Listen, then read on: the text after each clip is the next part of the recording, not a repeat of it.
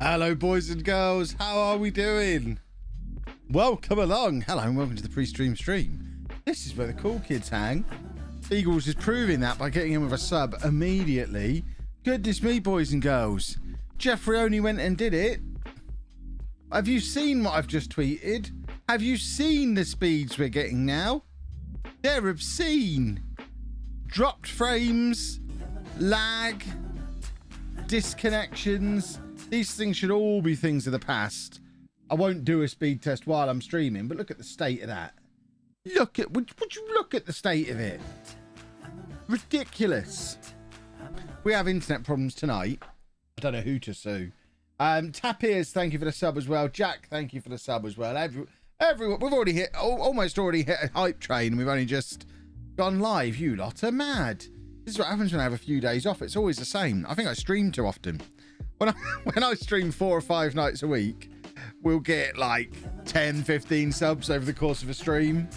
If I have, what is it, Wednesday, Thursday last week? I think it might have been Wednesday last week was the last time I streamed. So it's been a week nearly. You lot just come out in force with the subs. I'm working too hard. I might stream once a month and see if I get just as many subs for it. Tyke, thank you very much for coming in with your 11 months to push us through that hype train already. Absolute madness. Are we going to be streaming in 4K? I don't think you can on Twitch, can you? I've set all the settings to maximum for Twitch.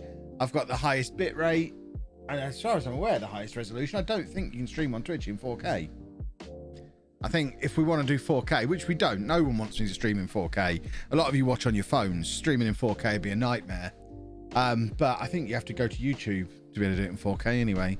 We ain't going to YouTube anytime soon. He says now, but you never know what might happen. Who knows? I was able to get Football Manager, the 2020 version, but it's still Football Manager. Excellent. Well, I hope you enjoy it. Looney Hoon's in. Better get some FM practice in. Who is this Looney Hoon who keeps turning up? Apparently, I'm going round his house to play at the weekend or something. I don't really understand. I think my agent has signed me up for something I wasn't fully aware of. If anyone can enlighten me on who he is. He's not that bottle job who talked a good game, got knocked out in the semi-finals of the showdown, is he? Can't be him coming in here, running his mouth. 7 o'clock Saturday. Some stream that's not, I imagine, twitch.tv/LooneyHoon. That'll be the one. Watch me hand him his behind. Put him in his place. Paint his wagon. Words to that effect. No practice either, because I'm out all day. I'm going to walk in, sit down, beat him, go to bed. That's what we call a Saturday. There you go. CJ's confirming you can't stream in 4K on Twitch. So you're just going to have to make do with my beautiful face in gorgeous, standard, high resolution, high definition, whatever the words are. When YouTube come in with the big bucks, you go to YouTube. It'd have to be really big bucks to go to YouTube because everything else is at YouTube. If Facebook came in with the big bucks, though, I still wouldn't go because I don't use Facebook and I don't think I'd want to start using it. Then at Facebook would have to give me extraordinary money. Trying to take Ipswich back to the Premier League. Any tips? Can you still get Martel Taylor-Crossdale? And the other fella whose name escapes me, who we had up front. I want to say Tyrone Barnett. It definitely wasn't Tyrone Barnett. Who was the guy that we would have up front with Taylor-Crossdale? The guy from Man City, the French guy that we had at Ipswich. Thierry Ambrose, that's his name. That's who you want. You want him.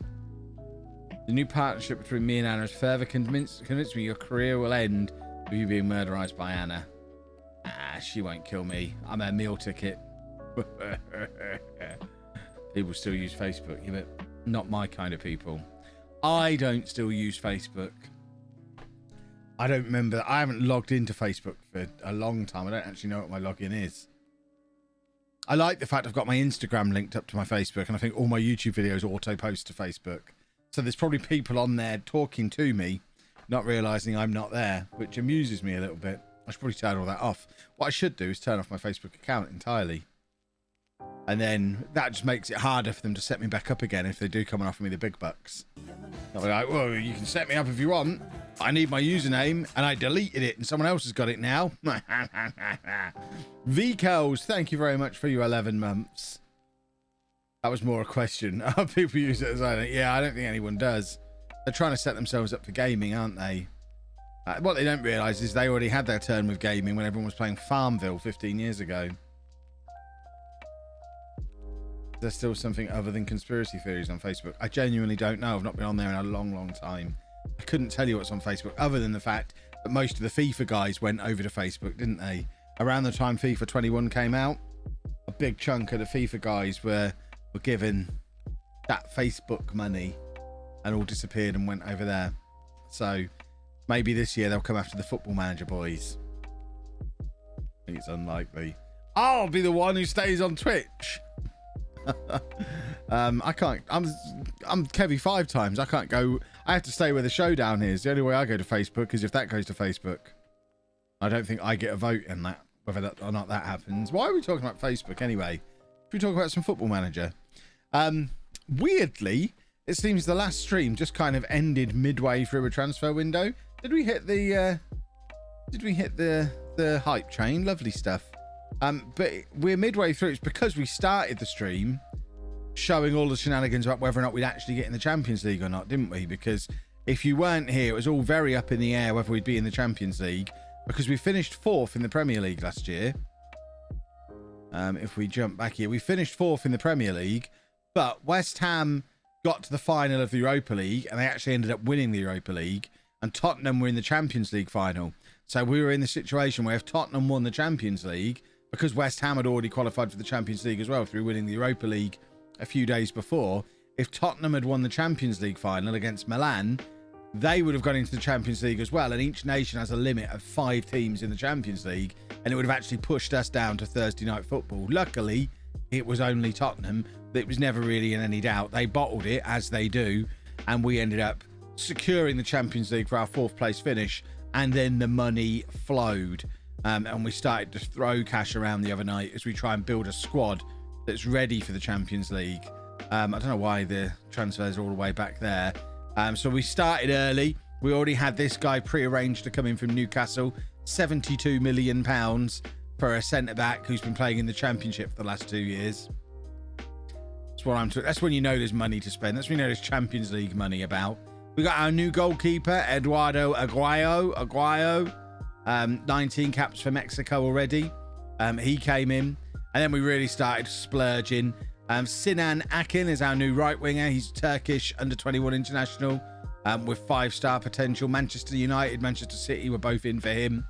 We got this boy, Sven da Silva, who, if you've been watching the save and you know how good Tabakaru is, apparently Sven da Silva is almost as good as Tabakaru. So we've got a second Tabakaru for if Tabakaru leaves. But not only that, we've got this guy, Felipe, who's a Brazilian wonder kid who can play on the left wing, attacking midfield, central midfield, another one with 5-star potential. But then we've also got this guy who's also as good as Da Silva, better than Diekmeyer, almost as good as Tabakaru. We've got a lot of very good young strikers now. And then we finished ourselves off with a left back / defensive midfielder, already 7 caps for Italy at 22 years old, Stefano Stridi, who is awesome, and believe it or not, has never played a club game. He just plays international football at the moment, but we're going to give him his first taste of domestic football. With all that going on, there were a few players who left. No one massively significant. Looking through the list, there was no big first teamers who've gone, and I think the job for the rest of the summer, because it's only the 19th of July, the job for the rest of the summer is to continue to trim this squad down. We're currently operating on a 24-man squad. You can see there's a couple of players who are hopefully on their way out the door as well. I have absolutely no idea how this bunch of players becomes a Champions League squad. We should probably just try and see if it comes close. So we can't fit Bobby Delart in. Oh no, Bobby Delart doesn't need to go in because he's under 21. So actually, it fits perfectly. We don't need to worry. Oh, Kev, you handsome, beautiful genius. There we go. Round of applause for Kev and his absolutely incredible summer of transfers. I can hear the clapping. I appreciate the love. We're all good. We're going to win the Champions League. Kev is a genius. Always. If you were here the other night, you'll remember I planned that down to the letter. We were using spreadsheets and complex statistical algorithms and all sorts, and we had that planned so that it would always be fine, and it always was fine. It's just the kind of manager I am. I'm a details man, as Looney Hoon will find out at the weekend. I'm a details man. I leave no stone unturned. Chelsea, lots of numbers. Thank you for the gifted sub. Is Anna going to be using my old green screen? No. Why would Anna be using my green screen? What's she up to? Has she announced something that I don't know about that she'd need a green screen for? There shouldn't be any announcements that haven't gone through the PR department. Love the walk-in bank, Mrs. Wearmouth. What are we saying? What about Mrs. Wearmouth? She is great. I remember when there really were still spreadsheets for transfer specials on YouTube. Yeah, I've moved a long way from those days, haven't I? We've really made that switch from back when I was just a football manager genius. I'm just an entertainer now. Owen, thank you for the sub. How are you feeling now? Peterborough promoted and Cambridge might actually bottle promotion. I'm feeling on top of the world. I enjoyed walking around Northampton yesterday. Just laughing at the fact that a few days before we were in the same division as each other. And now I was there as a championship fan, surrounded by a bunch of League Two losers. The best thing, though, after Anna gave me a lecture in the car park as we arrived in Northampton, saying I wasn't allowed to gloat, we were looking for game. And apparently all the game stores now live inside Sports Direct shops. So we had to venture into Sports Direct, which is not something me and Anna do very often. But we ventured into Sports Direct looking for game. And on the way out, she just looked around and saw these football shirts. And loud as you like, in the middle of Northampton, just said, and it was completely innocent. She didn't even know she was trolling. Loud as you want. So is this where you'd buy posh shirts from then? It was my favourite. It was my favourite. I was told I wasn't allowed to troll. And then she did it and it was beautiful. But yeah, Cambridge bottling things as well is delightful. Jaffa Cake, thank you very much for the sub. Am I calling myself the PR department? I'm the PR department. Absolutely, I'm the PR department. As you know, I am really good at PR. Well, there you go. I'm glad we signed. Tabakaru at 21 is already an elite striker. I haven't noticed that before, but we're now going to miss him for the first 7 weeks of the season. We're really going to get to know Sven de Silva early on because this is the first time that since we've been back in the Premier League that we've had to do it without Sergio Tabakaru in the side. Our elite striker. He plays a lot of football. But now we've got to prepare for life without him. And that's going to make things interesting when he's fit again. I like it. Is Anna going to come in when I'm streaming? I don't know, maybe. She might do. It was her birthday yesterday. So she might be in there setting up her new, what are they called? Nano leaf stuff that I got her for her birthday. She's got a big 4K monitor like the ones I use. She's got the Nano Leaf set. She's got a fancy new girly keyboard and mouse. She's got my old capture cards. It might look like a rubbish present, but in actuality, she's got like, I'm giving her my Brio, my 4K webcam. She's got like a grand's worth of streamer starter kit. A much better starter kit than I had when I started out all those many years ago. So she needs to be the new insert name of big streamer here. She needs to be that guy or girl. I imagine she'll be a girl. Whose idea was candles in trifle? Well, her idea was trifle, and I insisted that we still had candles. She didn't want a cake. She doesn't like cake. She's gluten. She's got a gluten allergy. Is that the thing? It's gluten and lactose she can't really do, but we had trifle. So the lactose thing, I think, is when she feels like she's lactose intolerant. But the gluten thing is real. So she can't have normal cake. And I don't know if you've ever had a gluten-free cake. They ain't good. Gluten-free cake is not nice. So we had a trifle instead. And yeah, I still had to stick candles on the top of it. If you want to see candles stuck in a trifle, you should watch the vlog that came out today. Dun, dun, dun. Does she have any plans for what stream she's going to do? It's not even completely certain she's even going to stream yet. I imagine she will do a bit of streaming. I think when we eventually, or when she eventually gets started, we've talked about the launch plan. For as much as we're going to have a launch strategy, she'll start things off on a weekend where it's not a showdown. Oh, there you go. We couldn't get Coutinho to come in to be our coach. He didn't get a work permit as a coach. That's ridiculous. But we'll plan it for a weekend when there's no showdown, so we can stream It Takes Two, and I'll stream and she'll stream, and that way I can send you lot or whoever is in to watch that over to her, and it just gives her a nice little boost. I think we could probably get, if it's anything like what was that one we did a couple of years ago? I can't remember the name of it. It was a similar idea, like the Prison Break game that was 2-player, but we streamed that together, and that took, I think we did that over 2 or 3 nights over a weekend, just consecutive nights. A Way Out, yes, that one. Yeah, we did that and it was a lot of fun. So I think we'll probably do It Takes Two, which I have deliberately not learned anything about other than the fact it looks awesome. That's all I know. And people tell me it's awesome. Pab on the podcast has been going on about how it's his game of the year. So I think we'll stream that as a way of launching her off. Archduke Melon, thank you very much for the sub. Hot tub streams are a thing now. We haven't got a hot tub though. I'm up for it. I've built a shed now. Now I'm basically a handyman.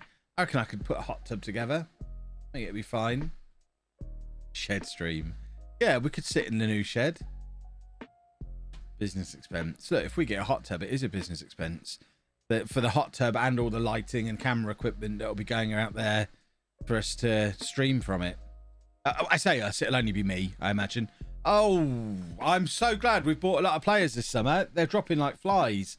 Wongdi's broken his leg. Can we just reload the save? Then we're going to be upset if we just reload. We've lost Tabakaru and Wongdi. Everything was looking good a few minutes ago, and now it's all falling apart. I mean, we have, again, it's a way to get Felipe into the side. But they are 2 big players to be missing at the start of the season. Yeah, it just kicks the plug. You know when I said we got new internet and we wouldn't disconnect? We wouldn't disconnect anymore. What's happening?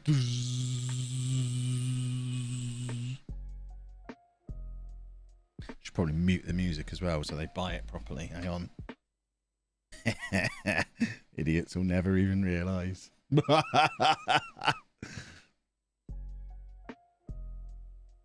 What? Oh, Wongdi broke his leg. Never mind. Sammy Schmollix is a cheat. My cheat, and I want to kiss him on the mouth. Oh, if we have got any Lincoln fans in, don't get too close to me. I could fall over. Bum, bum, bum, ba, da, da, da. Can't even entice Anna to switch on the PS5 anymore. I know. Talking to the PS5, Anna's already had a hissy fit at me about the PS5. Has anyone got a PS5? I mean, I know it's a bit of a long shot. If any of you have got a PS5, are they just rubbish when it comes to online in general? Because you know how it was before when she'd turn the PS5 on and immediately my stream would crash because despite us having 20 meg upload, it couldn't cope with the PS5 being on at the same time as a stream. Well, now we've got our super sexy super internet. When she does a speed test on the PS5, it's still only showing as she's getting like 5 download and maybe 2 upload. She's in the next room. The router's here and she's in the next room. I can stand next to her on my phone and get like 350 download on Wi-Fi through my phone. And she is getting nothing on her PS5.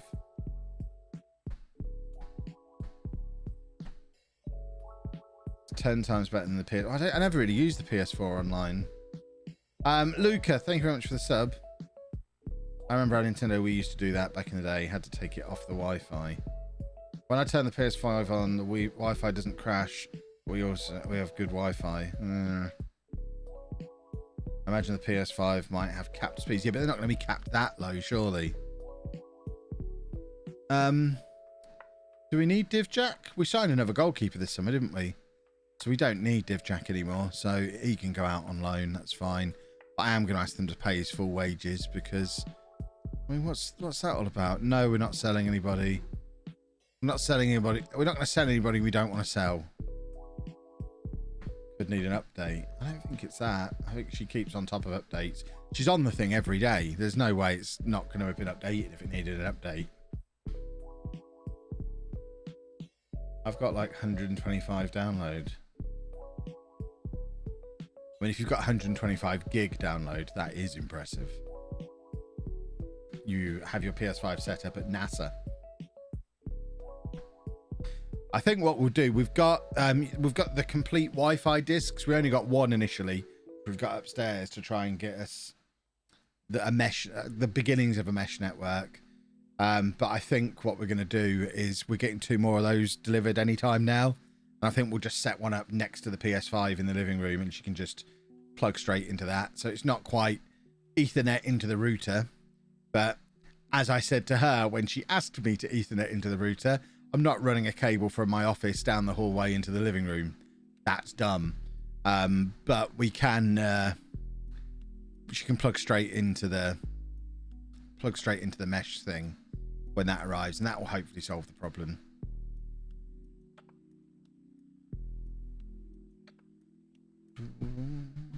Did Jeffrey leave smiling and a spring in his step? He did. Have I asked Nerdphonic?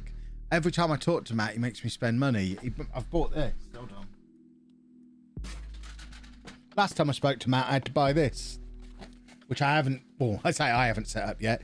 Matt hasn't set up yet, mainly because I haven't told him it's here and I haven't asked him to. But yeah, last time we spoke, I had to buy a motherboard. So I do worry. I worry that if I speak to Matt, he's going to make me buy something.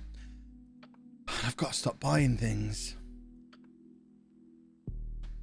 Dun, dun, dun.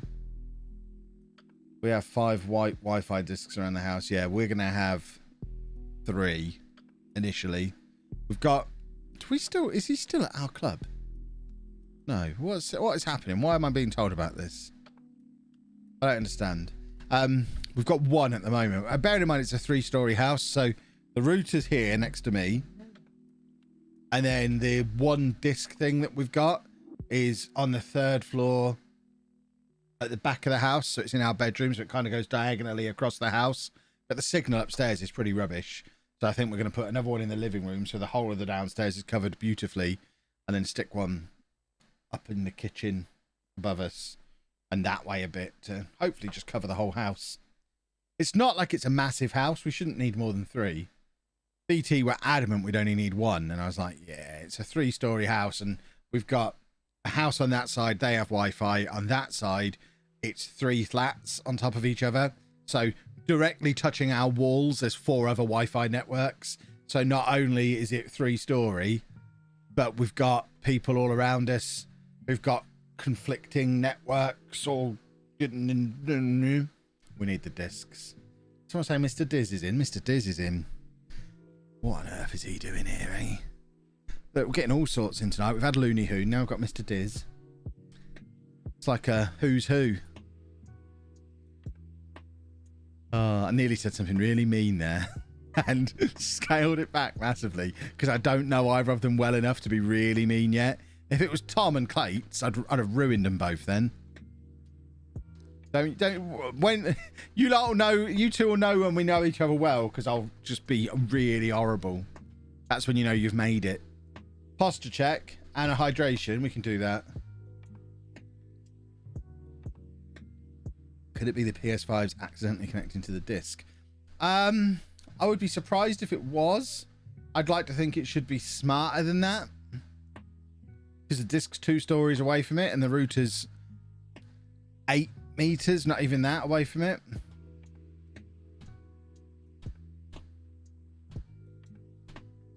Bum, bum, bum. You can be mean to me. Oh, that's a dangerous thing to invite me to do. Very, very dangerous. No, what I was going to say, when I said it was a who's who, it was going to be, it loses its effect now. I was just going to say it's a who's who of who isn't. Yeah. Oh, I'm a monster. I did my posture and hydrate. Leave me alone. Right. Bobby Delart's doing a Mick Powell, which is nice. Diamores is leaving, which is also nice because we need the money. Actually, we don't really need the money. How are we doing for Fuffapa? We're all right for Fuffapa. How? How can we possibly be okay for FFP? We've spent, what is it? Is it season 12 or 13 in this save? Bear in mind the two previous clubs we managed were Lechley and Clyde.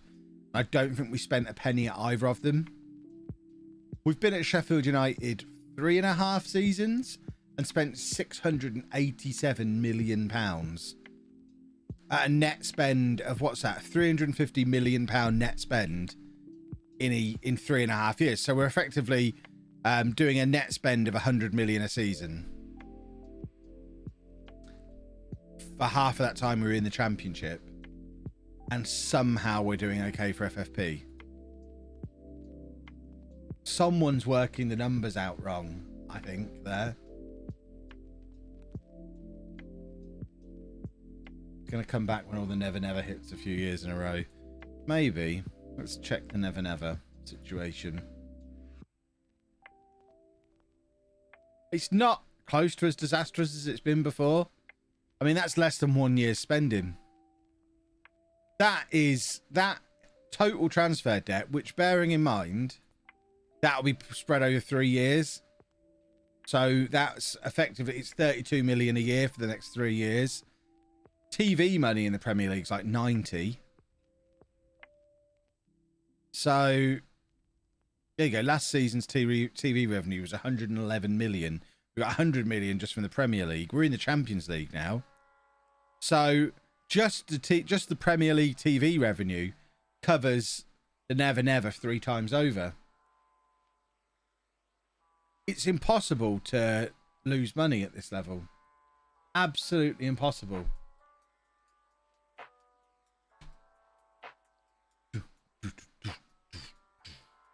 Because a lot of these transfers we have done outright. Like, what's his face? Any time we've hit a release clause, we've just paid the flat fee. So Diaz, we paid the flat 72 million. Aguayo, I think, was a release clause, so we paid that in full. De Silva was a release clause, so we paid that in full, I think, if I remember rightly. A lot of the Brazilian guys were release clauses. I think the only one we did on the Never Never this summer was Stridi, whatever his name is, because we had no money left and we had to squeeze a left back in. We had no money, so we spent 40 million. Kevinomics. That's how we roll around here, boys and girls. Can I just point out as well, I don't want to tempt fate, but I've been streaming for more than half an hour. This is an achievement for me. We've been streaming for more than half an hour and so far have dropped 0 frames. That has never happened in my 5 years on Twitch. The stream will crash now, but it won't be my fault when it does. How did you get so much money to spend with that balance and protection? By selling players. So last year we sold 137 million pounds worth of players. So that, and we get to keep 100% of it. So they're giving me probably 30, 40 million a year. In fact, they gave me 30 million and then another 30 million because I'd already spent it. So we got 60 million in normal transfer budget, plus 137 million. We spent, a lot of that was on the Never Never. So this year, I don't know, is the honest answer. I don't know how we've done it. The important thing is, Kev's a genius. They'll let you run the balance to minus 50. Yeah, because they know that it's going to fly back up in no time. I mean, it's already gone from minus 50 to minus 47. Champions League money comes in soon. What is it, like 20 million for getting to the Champions League group stage? And we're already qualified for it. We're just waiting for the paperwork to go through. But I think you get like 20 million for hitting the group stage. Does it say if we click group stage?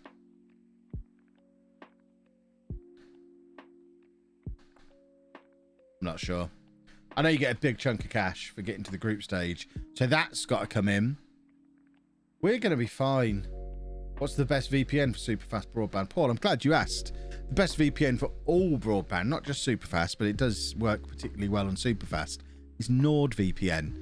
You can find out more about NordVPN by doing !NordVPN down in the chat. That will take you through to my personalized link, where if you sign up on that link, I get a little bit of a kickback, and I love a kickback.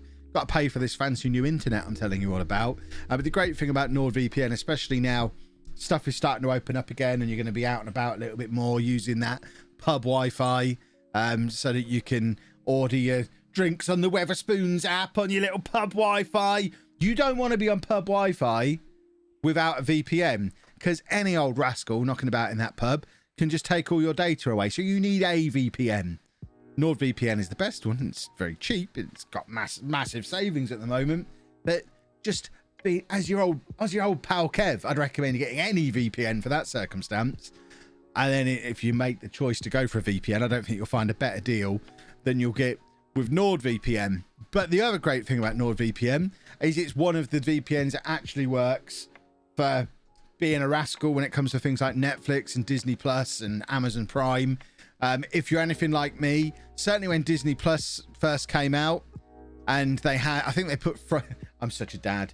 Frozen 2 was available on the US Disney Plus for like 3 months before it was on the UK version of Disney Plus.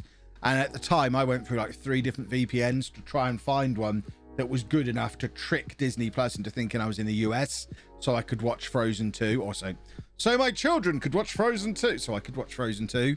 And I went through 2 or 3 different ones that I spent money on, and they didn't work for that purpose until I settled on NordVPN, and it actually did work. So not only are they great at protecting your data and privacy, but they also give you access to all of that super duper content from other countries as well. It's !NordVPN. You go and check them out, because I've not streamed for a week, so I'm not making, they might cancel my sponsorship if I don't keep sending people their way. Click the link just for fun. See if it's still their birthday. Go on. Click the link to see if it's still their birthday. 13 million for Champions League group stages, apparently. Interesting. Okay, well, that's coming in. Got my vaccine. I've had my first dose of my vaccine. In fact, I've got my second dose of the vaccine next week. Next Wednesday, I've got dose 2, and then I will be fully vaccinated. I would like to point out, I am too young to just qualify for the vaccine for the sake of it. It's because I'm a carer. That's why I've got the vaccine when I've got it. There you go. CJDL saying, as someone who's bought NordVPN, it's boss for Netflix. Love it. That's the kind of sentence I can't say. I can't say something's boss. No one's going to buy that from me saying something's boss. But CJDLB7, they know that it's legit when it comes from them. TPP, thank you very much for using your Twitch Prime. 6 months. Beautiful. Can you trick Sky Netflix into showing the American content? I don't think there's any way to put the VPN onto the Sky box and fully trick it that way. But I have my Netflix through Sky, and you can still log in on other devices, can't you? So any device that you can install a VPN on, you can then use that to watch other countries' Netflix. So there's nothing to stop you. I know it's going around the houses a little bit, but there's nothing to stop you logging into Netflix on your phone that's got the VPN on, and then using something like Chromecast to sling it back to the telly again, and it would work that way. But I don't think you can do it on the Skybox. I've not tried, to be honest, but I doubt you can. So I don't think there's any way to install a VPN onto a Skybox. 10 hours left on the 2-year Nord deal. What if they don't get another one immediately after? Gotta buy now, kids. Please. My mother got the vaccine yesterday, sick as a dog after it. Yeah, I was pretty rough after the first one. I'm expecting to probably not be streaming towards the end of next week. If the second dose hits me the way the first dose did, or worse, people say it's worse, I expect I'll be pretty poorly towards the back end of next week for a few days. What do I watch? What do I watch my Netflix on?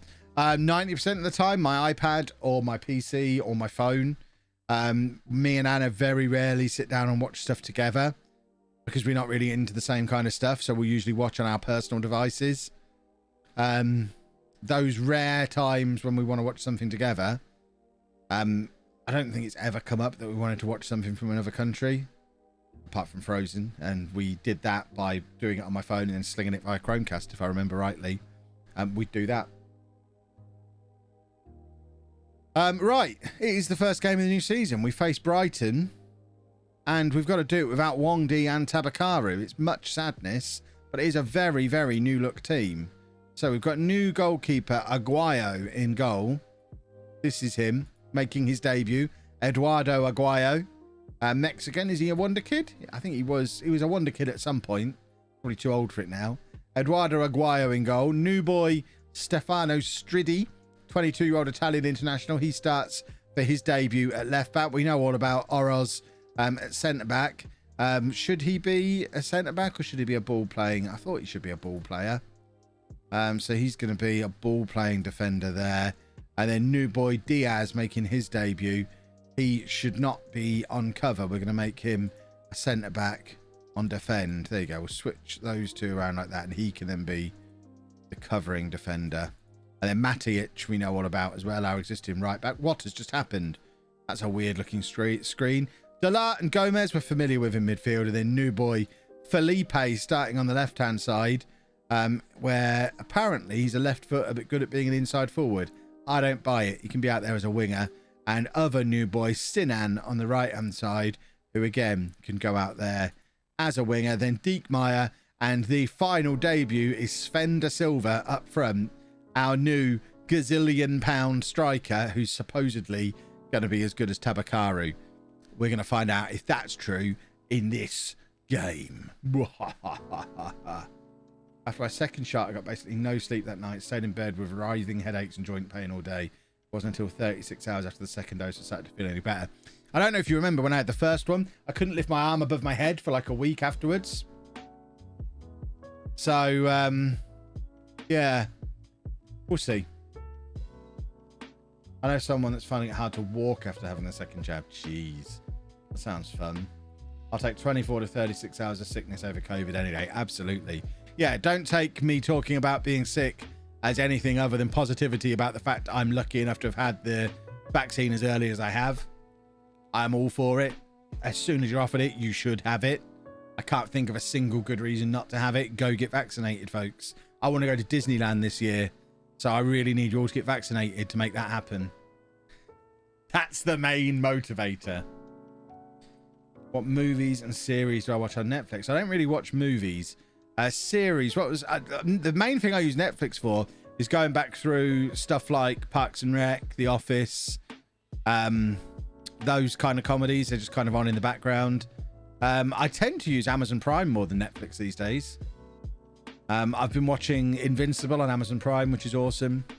Obviously, the Disney series are great as well, although I haven't finished watching Falcon and the Winter Soldier yet. I'm like 2 episodes from the end because it didn't grab me the way WandaVision did. I don't have time to watch a lot, to be honest. Oh, Felipe's got his debut goal. The ref's going to disallow it, but we all know he scored on his debut. I had the Pfizer jab. The second one was much better than the first. Didn't notice it besides a sore arm. Awesome. Well, I had Pfizer, so fingers crossed. Hopefully, I follow that route.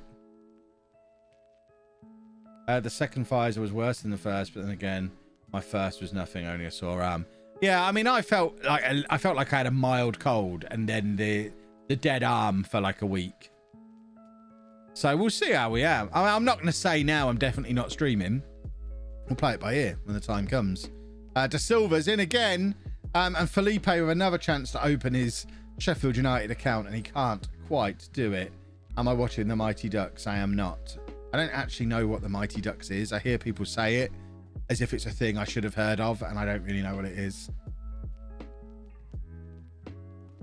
Pfizer normally, the second one's much worse. Astra's the other way around. Oh, goody. We'll see. We'll play it by ear. Can't believe you cut the grass for the first time you've been with Anna. That wasn't true. I definitely cut the grass at the old house. Not for a couple of years, but There's no I mean, you all saw the old house before we left. Akin's got a goal on his debut. There's no way that was 8 years of grass growth. I must have cut it a few times. I tell you, you'll not be pitching for about a week after the vaccine. I don't plan on going camping, so I don't need to pitch a tent. We're all good. I tell you what, they are all in tonight. Breezy's here now. The who's who continues. Breezy, thank you for 6 months. You'll notice your nut has changed to an alternative shade. Now you've hit the 6-month mark.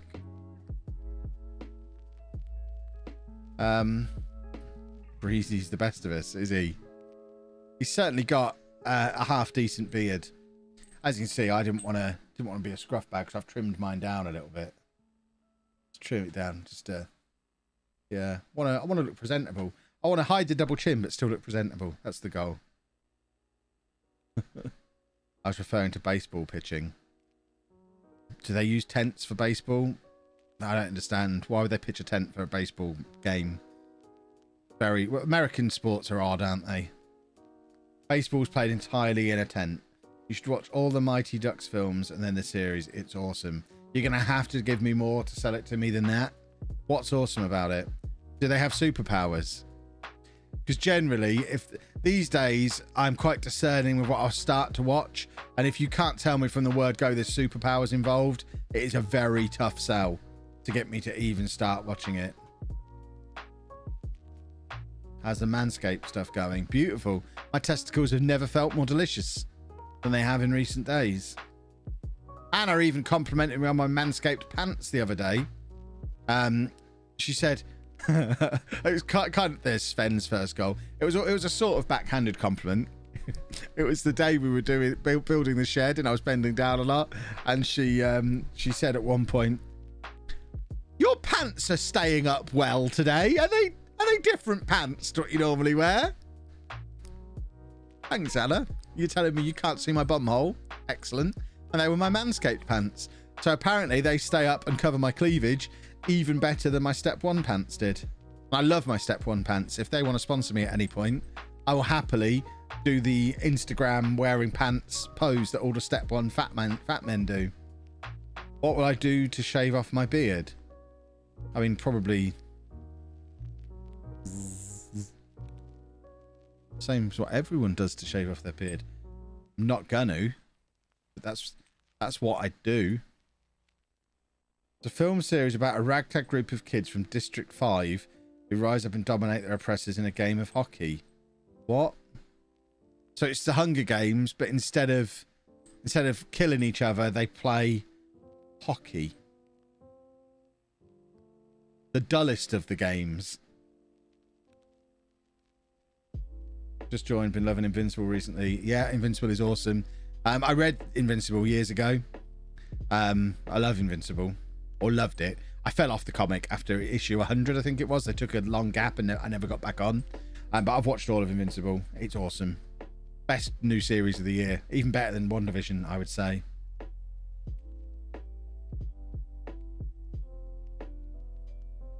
Baseball is way more dull than ice hockey.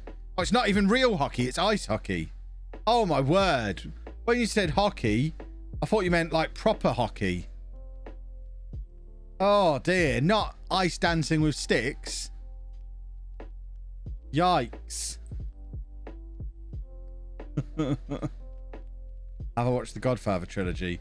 No, I tried and fell asleep because it was so boring. There were no superpowers in it. I'm not kidding. I don't have any kind of attention span for boringness. And that was boring. Oh, it was just talk. Oh, one of you fly already, for goodness sake. My word.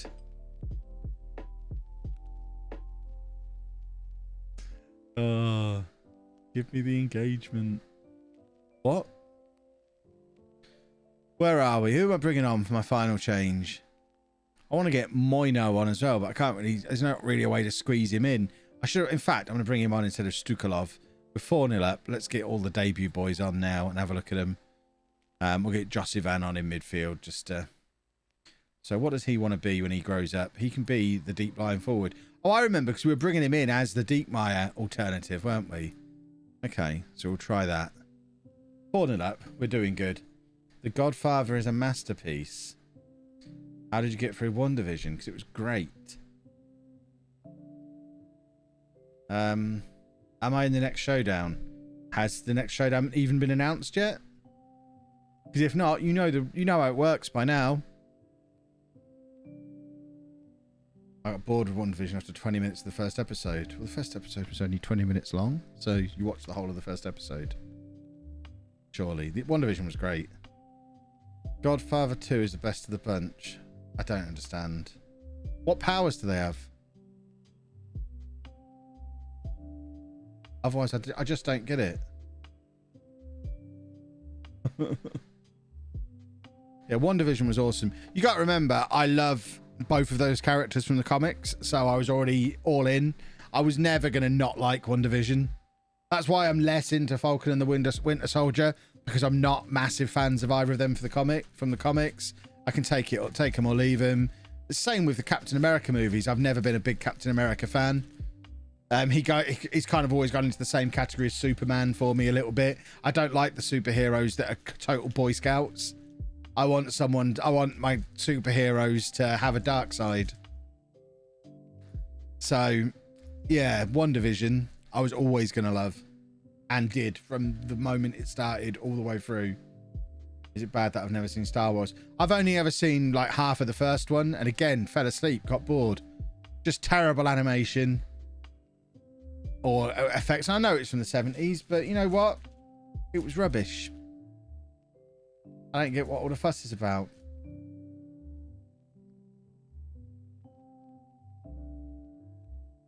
Which is why I love Stone Cold. Exactly. Ever watched Doctor Who? Nah. Again, tried, got bored. I have zero attention span. Something has to really catch me. Have I seen any of the Netflix Marvel stuff? Just to show that I'm not completely biased towards superheroes. Bits of it. I watched the first series of Daredevil. And the first couple of episodes of What's Her Face? Jessica Jones. Is that her name? Jessica Jones? That seems wrong. It is Jessica Jones. And then got bored and never went back to him. So I've not watched them. Other than the first series of Daredevil. They were too slow. Too boring.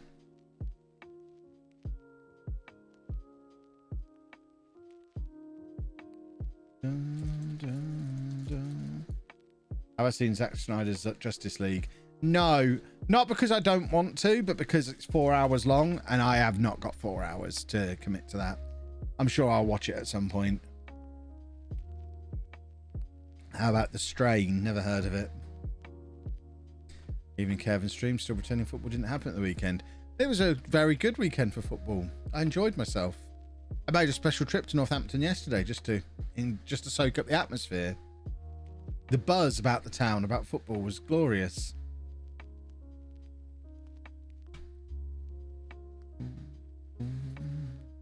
Punisher was excellent.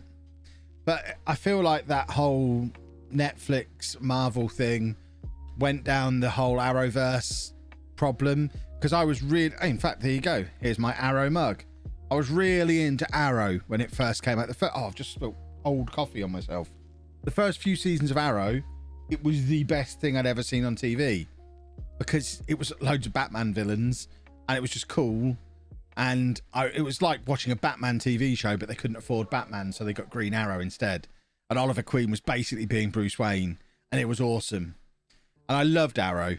And then they brought the Flash out, and I was like, okay, I prefer the Flash to Green Arrow as a character. Thank you for the bits, Beagles. So I'll give this a try, and I really enjoyed the Flash. The only problem is I then had the Arrow and the Flash to watch every week. And then they brought Legends of Tomorrow, and then they brought Supergirl. And that's the point where I just went, nope, and just stopped watching all of them. And I think I made it to the end of the first seasons of Supergirl and Legends of Tomorrow. And then I think they announced whatever the next thing was. Was it Batwoman? And again, I love Batwoman from the comics, but I am not watching superhero TV shows 5 nights a week. So I just stopped. And yeah, what I was getting at is the way Beagle said, they all interlock together. You can't just, I couldn't have just said, right, I'm just going to carry on watching Arrow then, because every year they do a crossover or 2 crossovers, and the characters move back and forth between all of them, so you have to watch them all. And I haven't got time to watch them all. And I figured that was what was going on with the Netflix one. As soon as they did Jessica Jones and then Luke Cage and their whole... Luke Cage appeared in Jessica Jones, didn't he? Fairly early on, and it's like, oh, they're doing it. I'm going to have to watch all of these if I watch any of them, so I just stopped. I don't have time for it. Did I watch The Mandalorian? I've never watched anything Star Wars related. No intention of ever watching anything Star Wars related.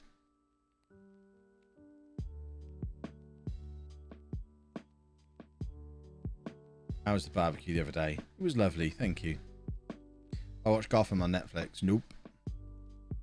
Although I do have a little Bruce Wayne pop from Gotham because it was a cool pop. But I think it's in the cupboard under the stairs now.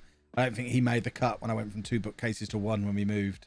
I think my Bruce Wayne from Gotham pop is now under the stairs in a box. Should probably sell him. Yeah, again, it's just another thing I don't really have time for. This is what I mean. It has to be proper elite tier stuff for me to even give it the time of day, says the guy who watches wrestling every week. Although I don't watch any WWE anymore. I watch action films with guns, only if they've got superheroes in. I really can't emphasize enough, I pretty much only watch superhero movies.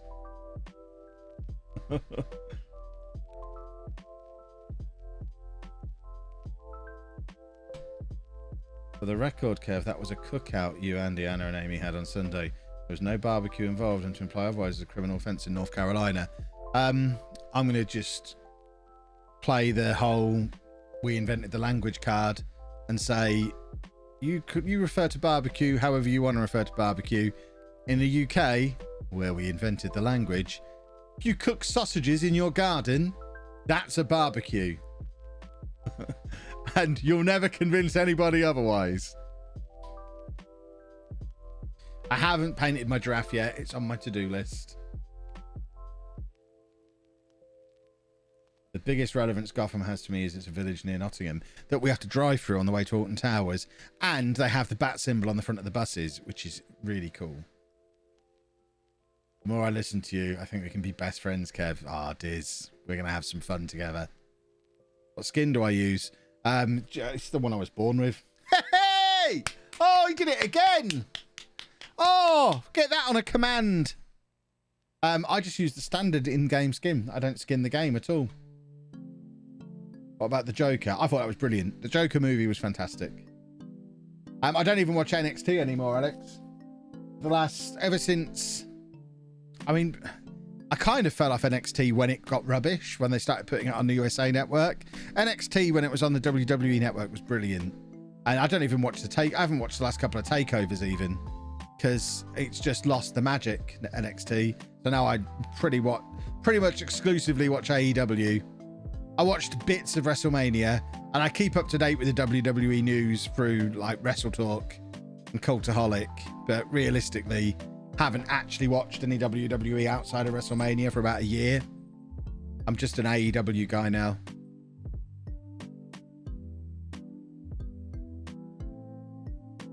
My problem with the Joker is that nobody ever played him as well as... Oh, for goodness sake. For goodness sake.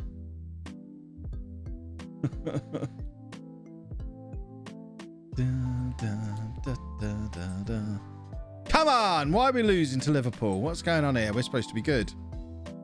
We just beat Brighton. Here you go. Sven's in. Sven! Sven!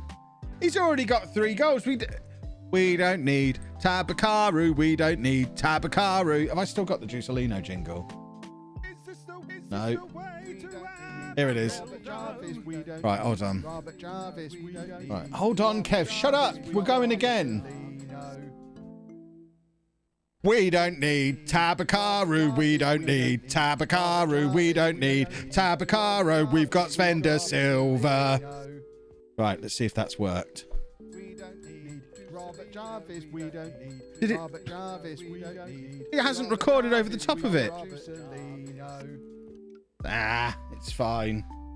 Tabakara is injured. He'll be back in a few weeks. Oh, we love them both.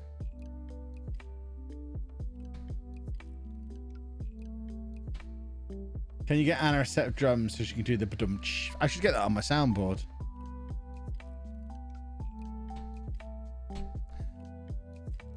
De Silva's good though, isn't he? How on earth do we fit them both into the same team? They want to play the exact same role. They both want to be the advanced forward. Are we going to have one of them either side of Diekmeyer and just go three up front? Especially with Wongdi injured. Maybe we've been off the wingers that we just spent £60 million on. It's a nice problem to have. We've got too many good players. Hello, first time here. How are you? I'm very good, thank you. How are you? What brings you here? Are you new to the glorious universe of Kev, or are you just new to Twitch? Well, my Twitch. Tell me all about yourself. How loud was Anna ringing the bells the other day? I think that allows you to... Was Anna ringing bells? When did Anna ring bells? I lose track of what goes on in my own life far too regularly. I'm getting old. The Bloody Night, thank you very much for your 5-month streak. Oh, are we in again? Sven? Sven!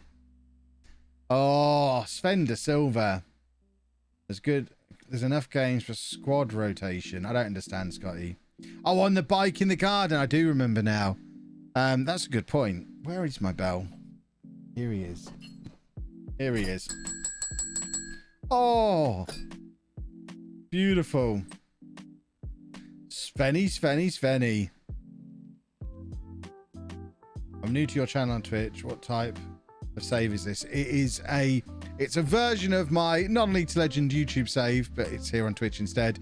So we started Unemployed 12 seasons ago. We managed Llanelli, we've managed Clyde, and then we got Sheffield United. Sven's on a hat-trick here, boys and girls, from the penalty spot. We took over Sheffield United 3.5 years ago when they were in the bottom half of the championship. We're now in the Champions League, and we're going to win everything. When's the Looney Hooney tournament? It's not a tournament. He's doing he's streaming all day on Saturday, and he's calling it the Draftathon, I think. The Draftathon. And he's getting a different creator in every hour. Oh, Svenny. Sven's done. Get me Tabakari back. I'm going to be beating him at 7 o'clock in the evening because I'm out all day. So if my I haven't told him this yet. Not to panic him, but if there's traffic from Nottingham is bad, I might be a little late. It'll be fine. It's not like he's got a whole thing to plan around, and we'll be fine. He doesn't need to worry. I'm the main event. I should be on last. There you go. Diz is beating him at 6. You soften him up for me. If you don't see on Twitter a picture of me walking through my front door saying back in time, really string that out, Diz. Use your full 5 minutes per draft pick. Take a couple of hours over it. You'll be fine.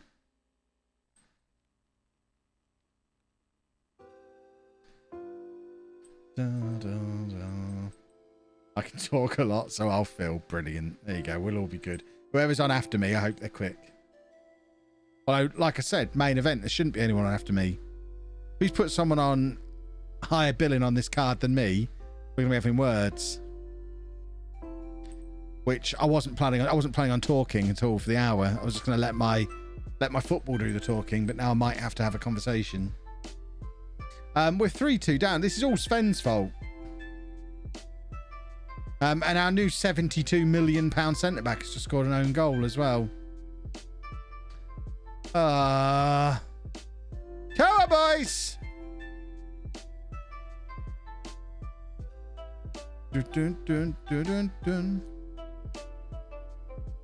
Come along now. Oh, fiddlesticks. They've got a player called Jusma. I love that.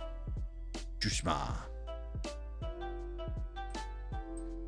Dun dun dun dun dun dun dun dun dun dun dun dun dun. Bum bum bum bum bum. Well, this hasn't gone to plan. I mean, we weren't supposed to win away against Liverpool, and we had our opportunities to win the game, but we'll forever hold it against Sven de Silva. I've got a player in my save called Brave Boy. That's a great name. Izzy. On his attributes, Izzy. Otherwise, I'd be looking to sue. Youthful Sheffield United come unstuck. Shh. Shh. Oh, wow. This is a tough start to the season. So we've got United and Arsenal coming up next. How are we supposed to do this year? 8. Tabakaru's not in the Dream 11 anymore. What nonsense is this? He wasn't there before, was he? The new best player in the Premier League. Have they just signed him? Shush, Siri. We're having grown-up talk. So he was there previously. What about this guy? We know him. He's scored against us before.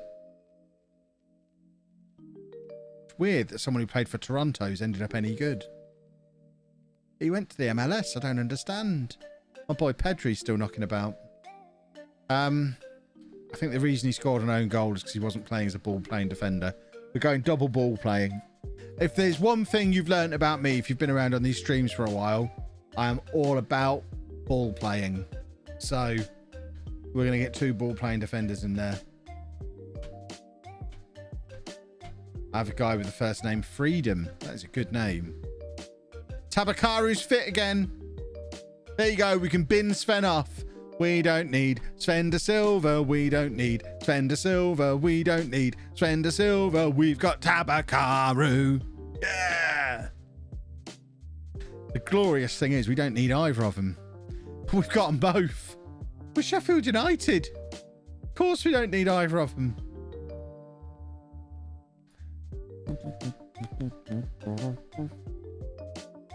Play both. How? One of them's not going to play well. What about Diekmeyer?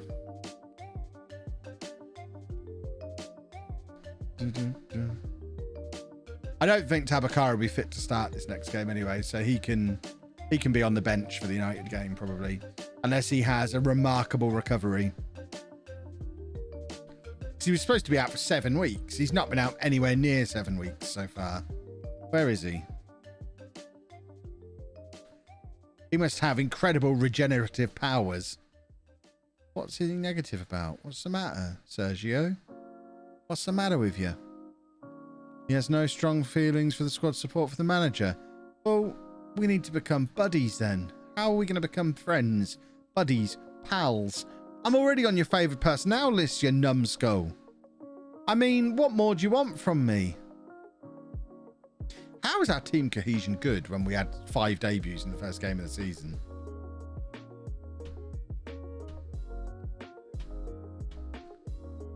Bum, bum, bum, bum, bum.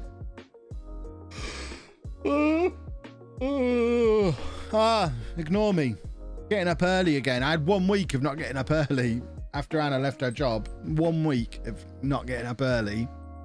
And Andy's only gone and started school this week. When's Kev going to get to live YouTube hours again? I didn't become a full-time YouTuber to have to get up when an alarm goes off in the morning. This is unacceptable. Who do I write to about that? Bum, bum, bottom.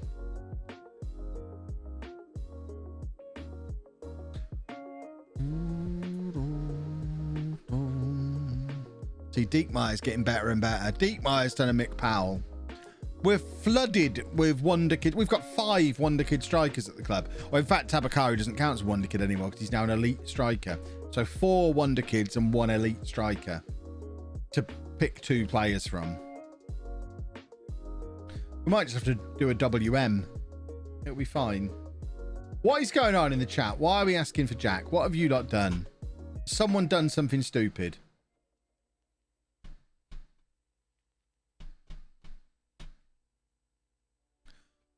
Do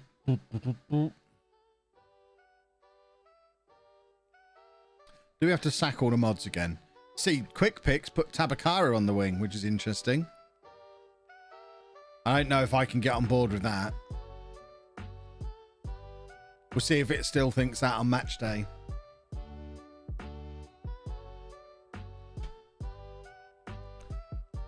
Ba-da-da. It's not even 8 p.m. Oh, it is 8 p.m. I'm allowed to yawn. It's 8 p.m.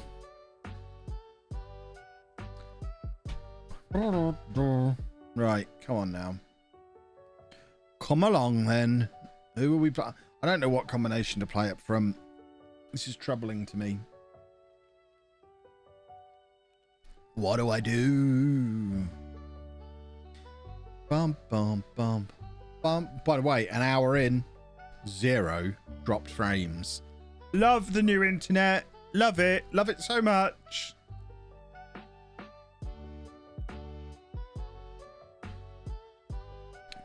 Dun, dun, dun, dun. Right. What a name that was.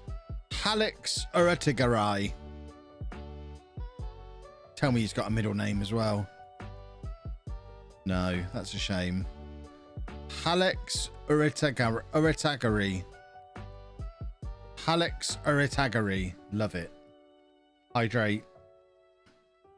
In my KFC cup as well.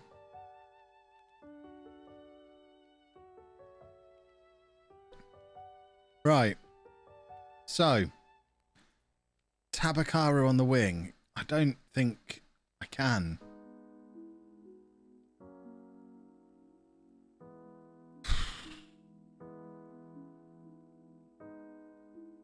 Talk to me, boys and girls. So, De Silva's quicker. He's quicker. They've got the same physicals. De Silva also has better mentals. He's better in the air. Tabakaru edges him on technical. That is telling me, and this seems absurd, that looks like De Silva's the better striker. Until you look on this and you realise just how much Tabakaru dominates for the technicals. De Silva edging mentals slightly, and then physical, it's all De Silva.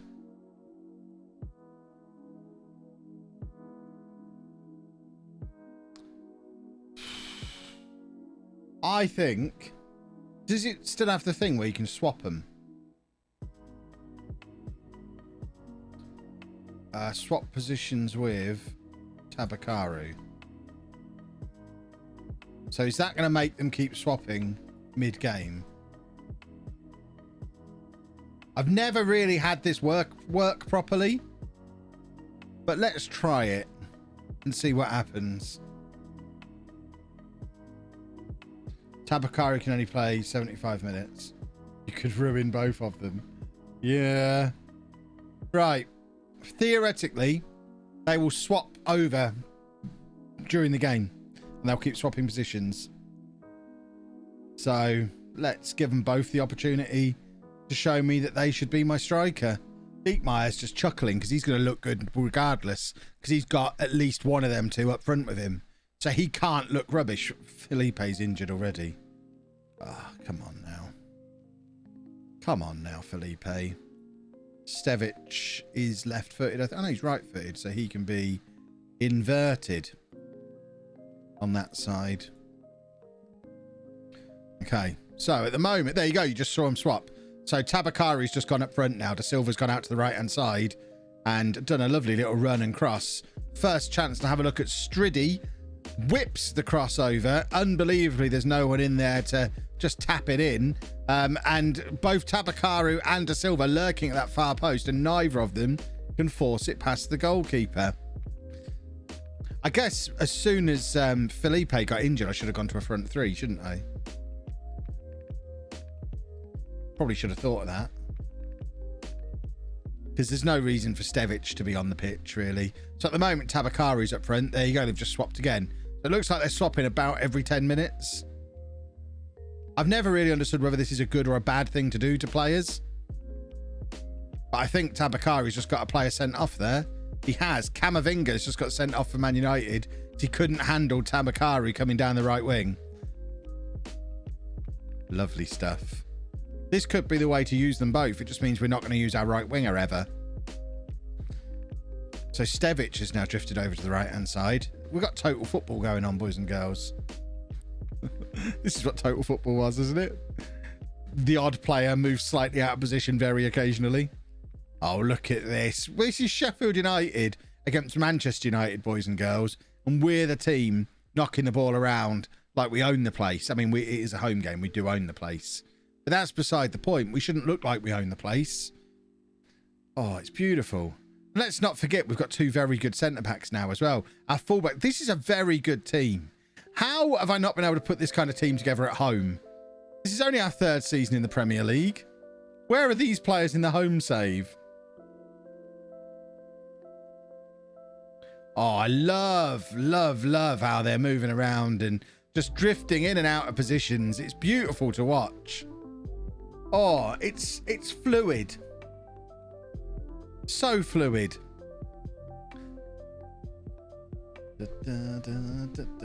Because you have much more money. I know. We need Mrs. Wearmouth to put her hand in her pocket. We need Sheffield United money. Although Tabakaru wasn't expensive. Right, can Stevic play central midfield? He can. I'm really tempted to go to a front three. But we've never tried it before.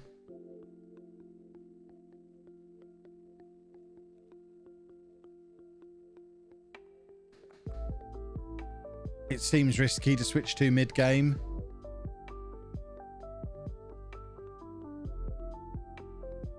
Right. We're going to try it.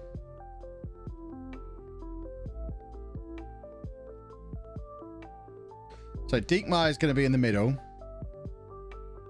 then these two are going to be either side of him like that. And then he's going to be in the middle pulling the strings. We'll get him doing that. We'll do two Mazzalas. I mean, this can't go wrong. We were controlling the game against Manchester United. And I've decided to go total experimental. This can't go wrong, boys and girls. We probably don't need those two both attacking on the same side. In fact, we could probably do that, and that makes a little bit more sense. No, we're doing that. Right. Can't go wrong. Oh, God. Oh, God. Encourage them. Get the ball up to the strikers. They're all really good. That's what I wanted to yell there. Come on!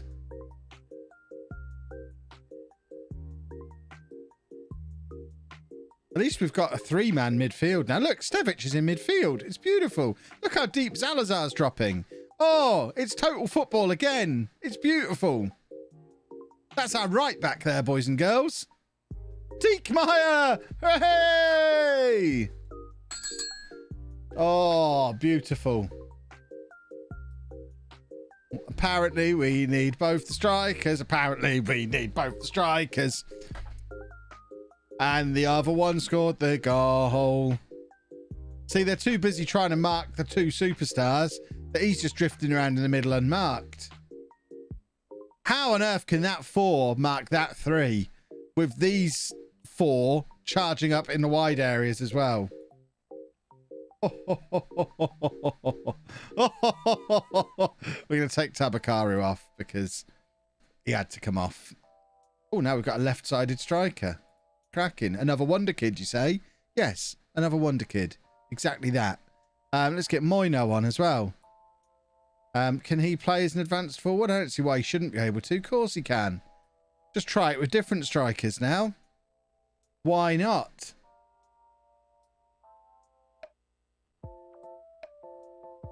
As long as we don't face any teams who try and attack against us, we're fine. So we don't have much in the way of defence. Although we do have two very good centre-backs now. And Zalazar sort of sitting in front of them. We might have stumbled across the system here, boys and girls. I almost would make the argument of dropping Zalazar back into a defensive three. And push Matic and Striddy much further forward. and have Salazar as a libero. Can you imagine?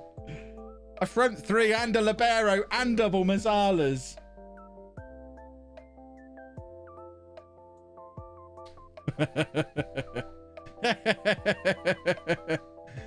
Oh dear. Do I look Spanish to you? Oh, this has been a satisfying experience. We're going to win the league. We're going to win the Champions League. Oh, what a time to be alive. We need to start training this system, I think. As someone has pointed out, who said that? Scotty. It would be interesting to see if it works against 11 players. Let's not get too carried away. But against 10 men, we've just gone all out attack and destroyed them. We made them look like Sheffield United. Thanks, Ole Gunnar Solskjaer. Oh, you're praising the referee, not me. Fair enough. Why are you still Manchester United manager in 2031? What's that all about? Right. Hang about.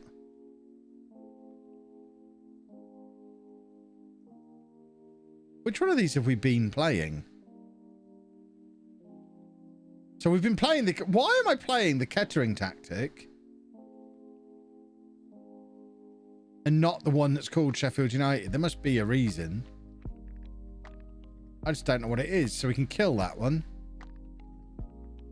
And add in a 4-3-3.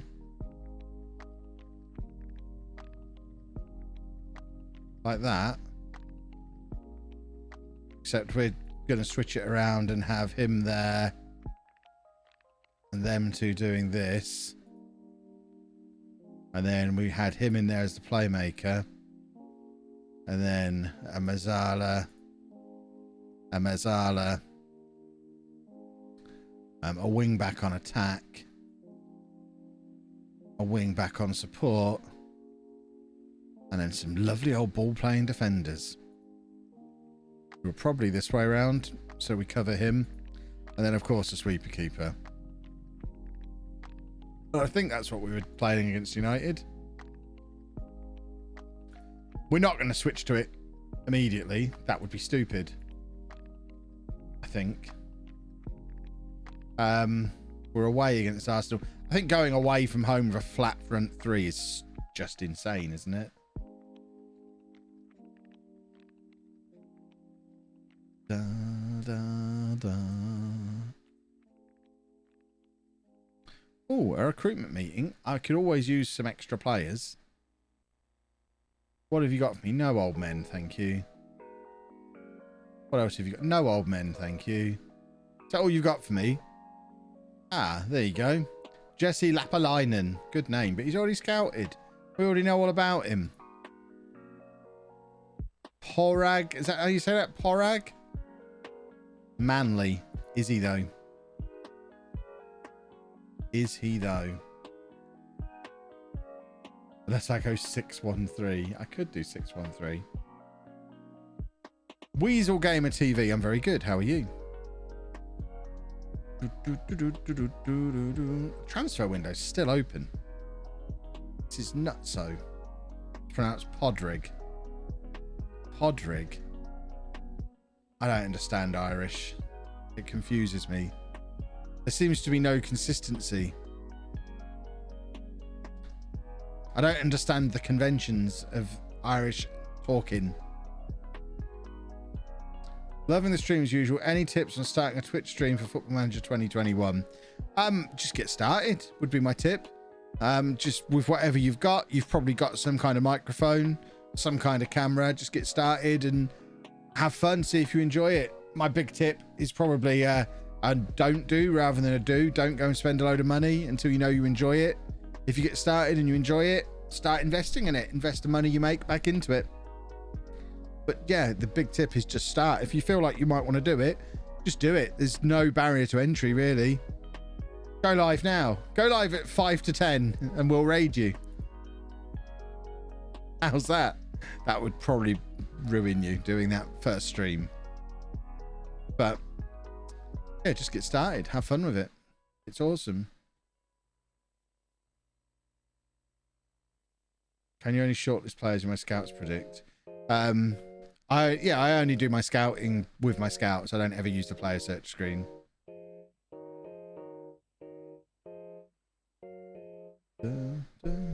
Join some discourse of smaller creators, they'll help you out. I don't know if I agree with that. Because I think there's a case to be made of just doing it on your own initially. Because the danger you can get into, and there is a very fine line between helping each other out and becoming a closed group with your little in-jokes where you all watch each other's streams and it almost becomes like you're just hanging out with your other streamer mates in your streams, and it can be easy to forget that the purpose, if you're trying to grow, is to bring in new people who don't get your in-jokes. I was never involved in any Discord things or anything like that. I've never had any friends. We just got our 13 million quid. Yeah, by all means, get some tips off of as many people as you can.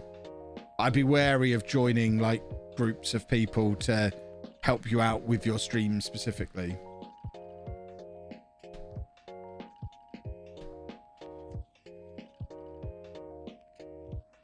Right, Champions League draw o'clock. Ridiculously, West Ham are first seeds for winning the Europa League. We are probably going to be last seed because we've never been in it before. Yep, we have got the lowest coefficient in the entire tournament because all we've got to show for ourselves is our Europa League run to... Was it the semi-final we got to last year in the Europa League? So we're going to get a tough group. Let's just get all of the first three out for everyone. Then see if there's any group we like the look of. Obviously, we can't go any group with any English teams. Porto, Monaco, Zenit. I think that's doable. We would like to avoid that one like the plague. Thank you very much. So we're obviously going into Group C. Likewise, Group D looks like it's got its challenges, but we'd get into the Europa League. We're better than Bruges. I don't know how we compete against Dortmund.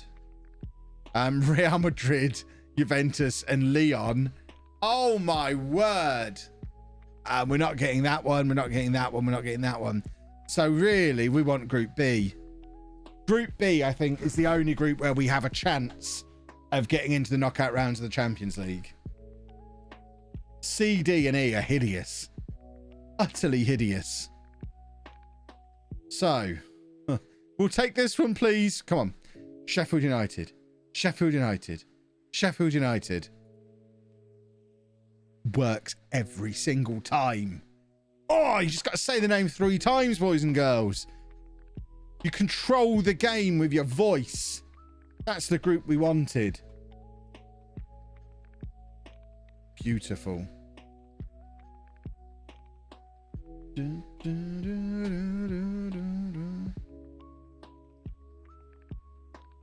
still says we've been handed. I mean, it is still a tough group. Who do we play first? Porto away. A lot is going to be revealed to us off the back of that. And we've got Monaco as the double header in the middle.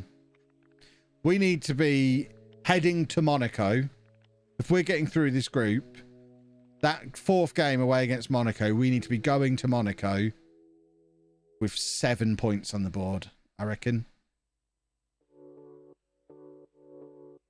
So we need 2 wins and a draw from those first 3 games.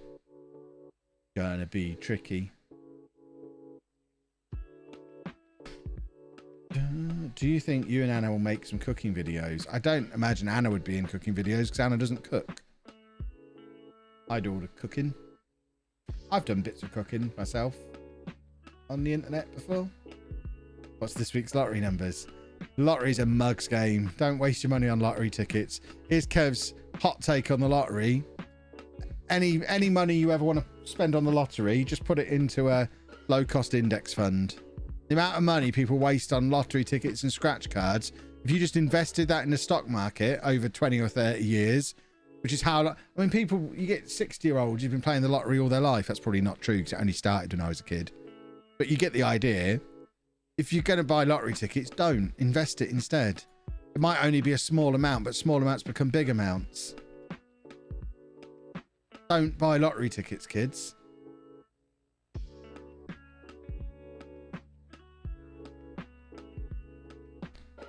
Can I put my Kev points in a low-cost index fund? Yes, probably. I understand why people don't like cooking. Nothing more satisfying than making something that's actually good. Cooking's fine. I wouldn't say I'm a big cooking fan. But I like eating, so therefore I cook. Currently doing a journeyman save. Started off with Hull in tier 10. Oh, East Hull, I was going to say. Went to Guiseley, Millwall, now into the 9th season. Bournemouth from the Premier League, qualified for the Champions League. Excellent stuff. So the lottery started in 94. There you go then. If you... I mean, I imagine it's not unusual for someone to put £5 a week into the lottery. Between the 2 draws, the Euro Millions... I'm working it out. I've got a bee in my bonnet. So the 2 draws... I mean, even £10 a week when you include scratch cards. So since 1994, how long's that? That's 2004, 2014. So let's say 25 years. 25 years at £10 a week into the lottery. So instead of wasting it on the lottery, if they started from 0, let's say an 8% return on the stock market over 25 years is pretty conservative, actually. We did it over 25 years. And they're adding... Can we do weekly or do we have to do it monthly? Right, so let's say they're adding £50 a month then. So that's roughly £10 a week. Calculate, if they'd have just put that in the stock market from the beginning, they'd now have nearly £50,000. And the stock market's performed better than that over the last 25 years. So don't buy lottery tickets. It's a mug's game.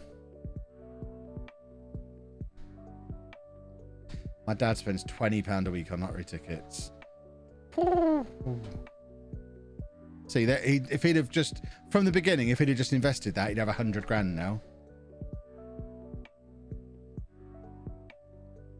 Worth thinking about, boys and girls. Right, we've still got the instruction for those 2 to swap, I think. We have. Interesting that Selection Advice has now put Tabakaru up front and De Silva out wide. He's never won more than £100. Don't buy lottery tickets. Have I made that point yet? Invest it. I mean, you'd be... Even if you don't want to be a grown-up and invest because, oh, 8% a year is boring. I want the excitement of the lottery. Okay, if you're willing to just throw the money away in the hope of some excitement, just go and buy random crypto with it. It's like lottery, but might actually work out for you. And there's a good chance your money will disappear completely if it's not one of the big cryptos. But you could have a Dogecoin moment and make all your money back. Bet on the horses. You might as well. Don't play the lottery. It's a 14 million to 1 chance of winning the lottery. Just insane. That's surely a penalty. Why did we not win a penalty there? Tabakaru's drifted out onto the wing, so De Silva's in the middle currently. And we were looking for him. And George is playing for Arsenal by the looks of it. So you're telling me there's a chance. I am, but there's more chance if you, I don't know, doing a really unlikely thing. The mugs who play the lottery pay my wages. I work for a lottery-funded charity. Yeah, I mean, fair enough. I guess it's does good stuff. If people didn't waste their money on the lottery, they could give more to charity. When we used to go on holiday camps when I was a kid, we always played bingo. I remember we nearly won 2 grand on the last night we were there. See, I just couldn't waste money on anything random like that. Andy likes playing bingo in the arcades when we go to the seaside. And I'm like, okay, it's fine because it's pennies. But it is stupid. Right, I think at this point we tried De Silva and Tabakaru together. What we need to do is turn off the swapping. This is where this swapping thing becomes a problem because they'll keep trying to do it even after I've turned it off. We're going to stick De Silva there. We're going to bring Sinan on there. Can he play? We could make him a complete forward. So complete forward and advance forward. That might still work. Maybe this will be better. Who knows?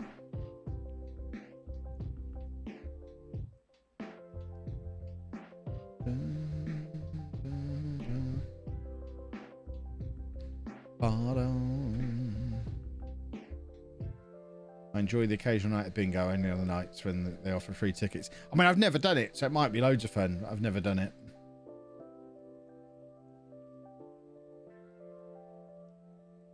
Do the lotto in the bookies, it's better odds. Don't do lotteries anywhere. Oh dear. If you're going to spend money on something, at least control the outcome a little bit. Unless it's like FIFA Ultimate Team, in which case pour all your money in that. That's good value. Goal line clearance from Diaz. Yeah, again, take everything I say with a pinch of salt. I've spent like £500 on Ultimate Team this year. So, you know, what do I know about anything? If every year, let's say I spend £500 a year on Ultimate Team. So £500 a year. Kev, if you just invested the money that you're spending on Ultimate Team every year, you would now have £7,500. It doesn't feel as impressive that way, does it? I mean, I've spent £5,000 probably on Ultimate Team over the years. I could have made £2,500 back on it. It's like, I had £2,500 for fun. I'll keep doing my Ultimate Team, thanks. Right. Oh dear. What are we going to do here? Let's get Oros on, and then we can push him forward and do that. Come on, boys. Bring back the football pools. Doesn't the pools exist anymore? I didn't know the pools didn't. I remember my dad always doing the pools when I was a kid, and the pools man would come around and pick up the card. Does that not exist? I mean, I guess the man doesn't come around anymore. But surely you can do the pools online, can't you? Is that not a thing anymore? Has fantasy football killed the pools? Do I make content on FIFA? Not really. I mean, around about launch time, I'll do the odd stream here and there of me just opening packs. I'm not very good at the game, but I'll open packs on stream sometimes. Not at this time of year. As soon as Football Manager comes out, that's FIFA finished until the next year. So I get like a month, 2 months of FIFA in. Because FIFA usually comes out in September. FM's usually November. So I'll have a couple of months where I'm doing quite a lot of FIFA.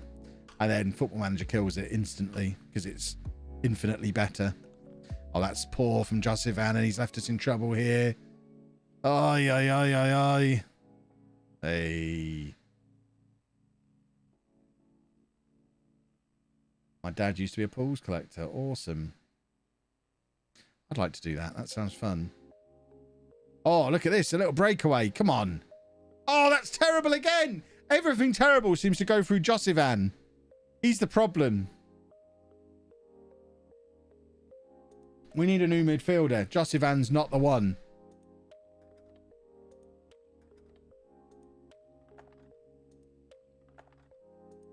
So disappointed.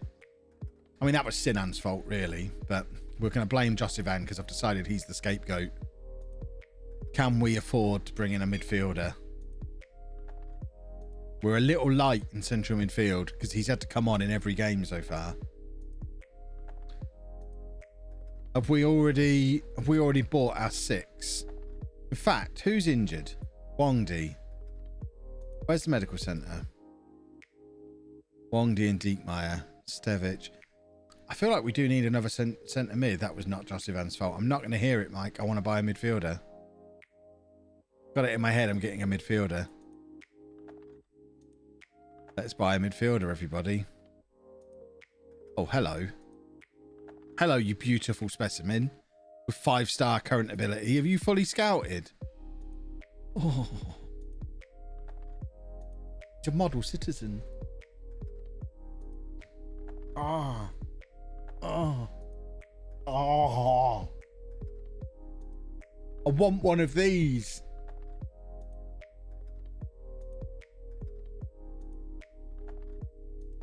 Oh. Have we already bought all our young players?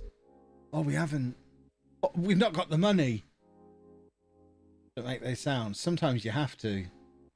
Can we have one of these, please, board? No. Right. So we're going to have to hit his release clause. We need to find £10 million from somewhere.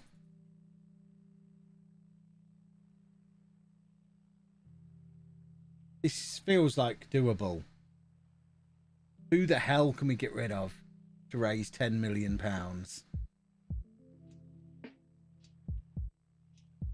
We are quite short of players. Div Jack, get him out of here. In fact, someone wants Gutierrez. Bristol City, do you reckon they're dumb enough to give me 23 million for him? And we can just keep Div Jack as our backup. Let's play a game, everybody, called How Stupid is Sean Dyche? That's the name of today's game. Let's offer him. Let's see how stupid Sean Dyche is. Hooray! Someone can just register Div Jack. Please be really stupid, Sean.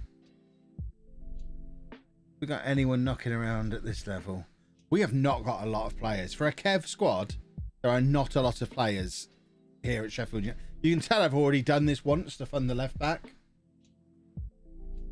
Right, we've not got much time to get either of these deals through. I think this is a bit of a long shot in both directions.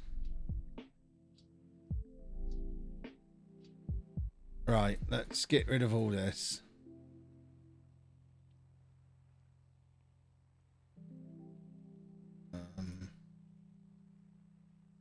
Okay. Right, Bristol City are in. Oh, that's very upsetting.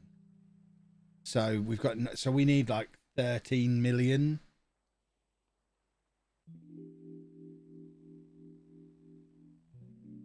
Let's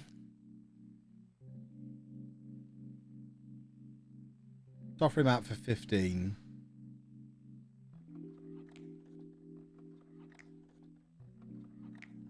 How much should we pay for him? 9.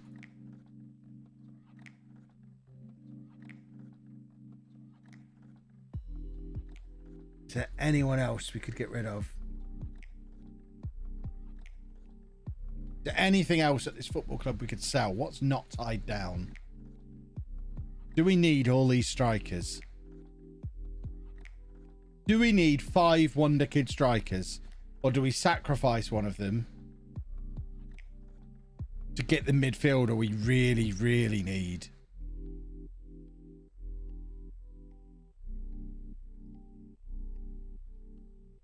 Do we offer Stukalov out?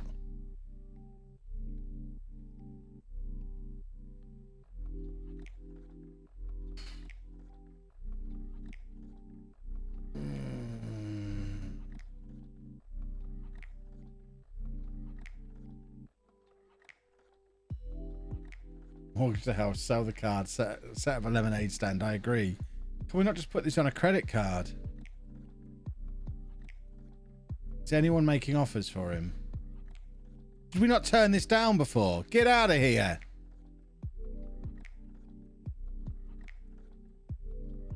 It feels harsh transfer listing him, but it's got to be done. We've got to get him. We've got to get offers. Oh God, is that enough? Oh, hold on. Hold on.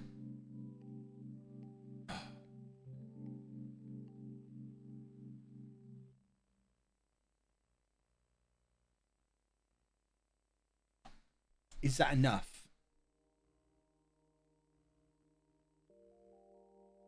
So, we've got 12. I reckon that's probably enough. I think we now offer him out again for 15. Try and drum up some more interest. Bristol City need to join reality here.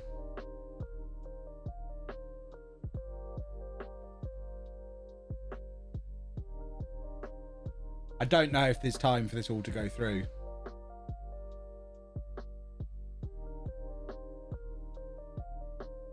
I'd like to think if we're close, they'll let me just get away with it. So they're going to give me 9.5.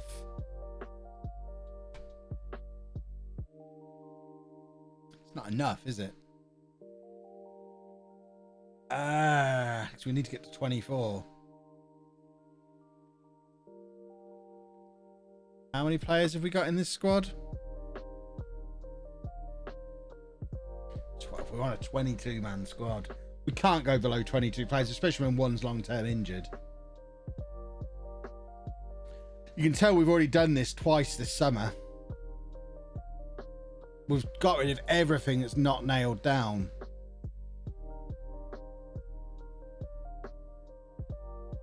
We may as well sell Gutierrez anyway and register Divjak. We may as well let that go through. Where's Divjak? And then I guess we just see if we can sneak it through. I don't think we've done a lot of harm with that deal. Where's registration? So is Divjak now in? I'm going to assume he is. No, he's not. There he is. The Divjak is now in. Oh, clauses to sell. Excellent point. It's not going to be much, is it? I mean, 400,000. Yeah, we'll take 400,000.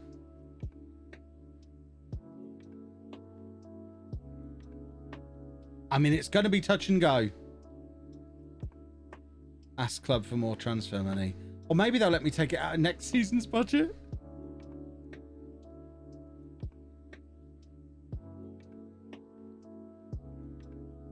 We'll ask for more wages as well. We'll just ask for everything.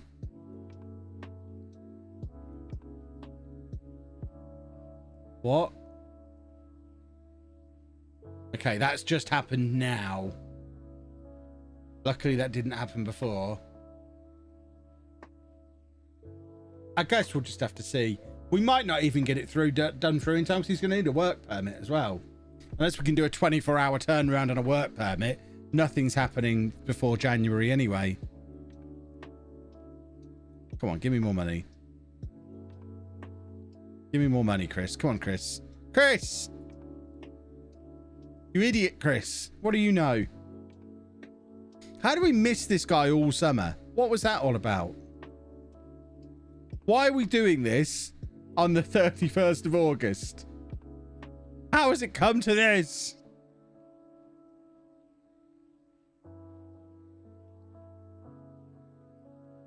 Well, let's see, shall we? For the drama and the content. I know. I'm all about the drama. I don't think there's any way this deal goes through before midnight, even if we can get the money for him.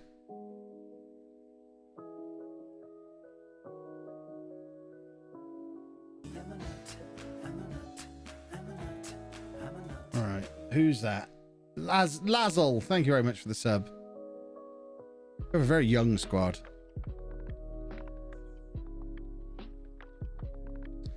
Right. Sven got second place on the young player of the month thing. Come on, let's squeeze him in. Squeeze the new boy in. Squeeze him. Squeeze him. Squeeze him. We need 3 million quid for one of the best young midfield players in the history of the universe. This is At's level of midfielder. He's got a 100 on his rating. Scouting budget. Yeah. I don't think there's enough to move around.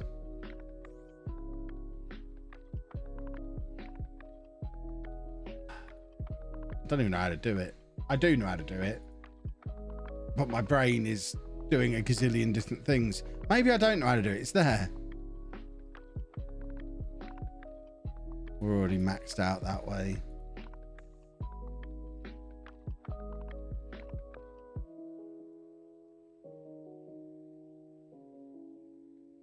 Hang about. Oh, come on. Come on.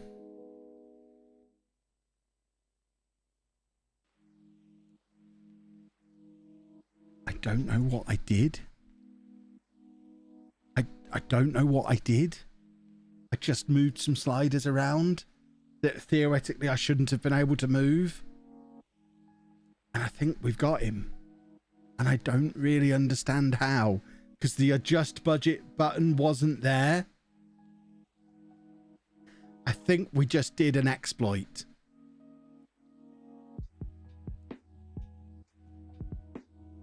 Why didn't he need a work permit?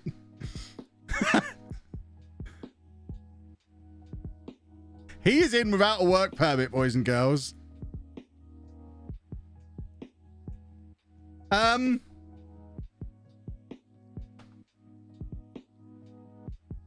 we got the work permit there. Okay.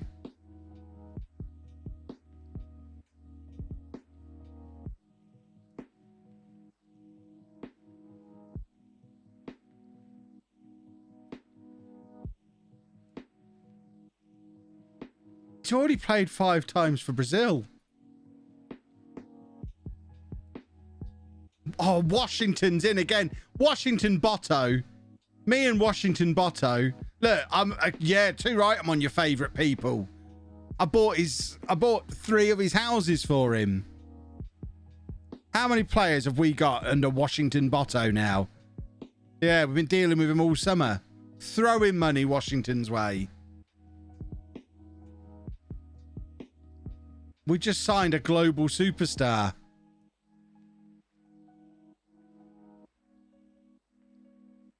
Tweet.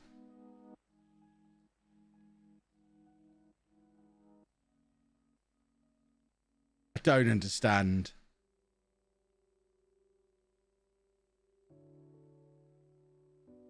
We did it again. I love deadline day. Probably get the stream on there.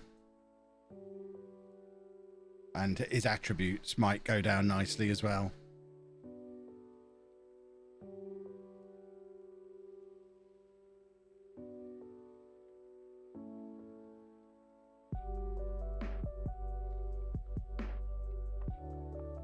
Beautiful.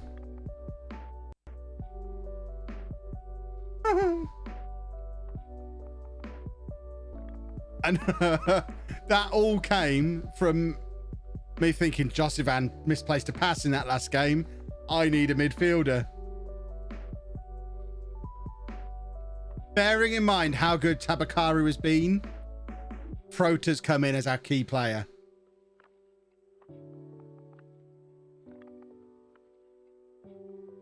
He's not quite... Look, he's there. You don't have to scroll to find him. My goodness me. Let's just check he's in the squad. Doesn't need to be. Doesn't even need to be registered because he's under 21. We don't even have to worry about it because he's only 19 years old. We're going to register him anyway just because I feel like I should. I just want to double check that he's registered. Well, well, well. Just call me Mr. Deadline Day. You do realise you're at Sheffield United. You've got no business getting that lad. Sheffield's the new Manchester, apparently. In this version of the future. We don't have a weakness in this squad anymore. Which is frightening, really. I mean, look at the state of that. I mean...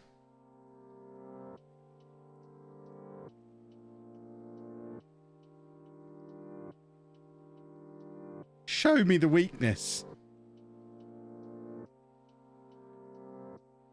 I have to ask what's wrong with him. What did we miss? Oh, he can't jump. Oh, no. Is he tiny? Oh, he's only 5'5". He's miniature. Now we just need to teach him to play as a Mazzala. Oh, he already can. Beautiful. Right, get him playing right back. Da, da, da, da. Brian Hackett, yes, you can leave. I don't know who you are, so you can definitely leave. Oh, a Brazilian wonder kid. I'll have a bit of that. Yeah, let's get that scouted.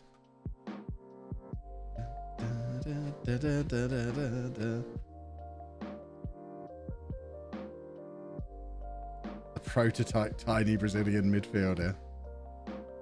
Bye, Brian. I want to play a game now. I want to see how good he is. I cannot believe he's come in and he's rated higher than Tabakaru. What was that? What was the website that you got me to use the other day to show what current ability players have? I want to do it for him. I want to see what his current ability would be. We're resting him at the moment.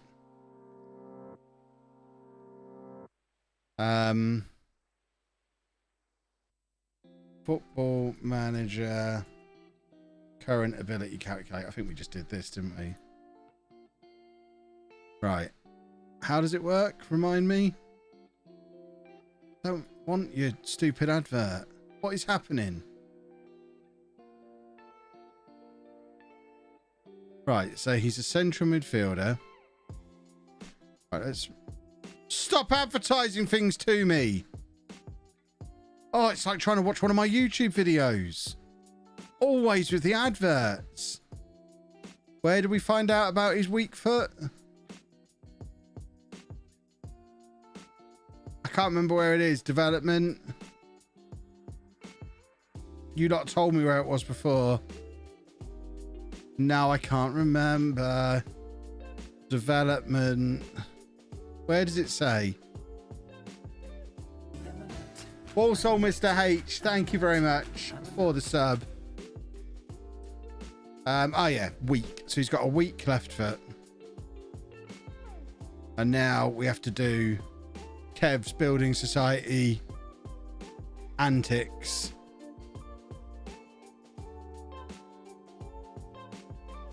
Kev's superpower is typing this stuff in.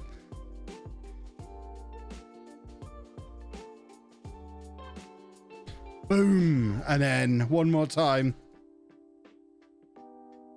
Oh, not 111. Boom. That's 2 years working on the counter in the Building Society right there. Current ability of 162. That's not too bad for a 19-year-old, is it? That'll do. We'll take that. What is that? You told me the other day. That's still not world class, is it?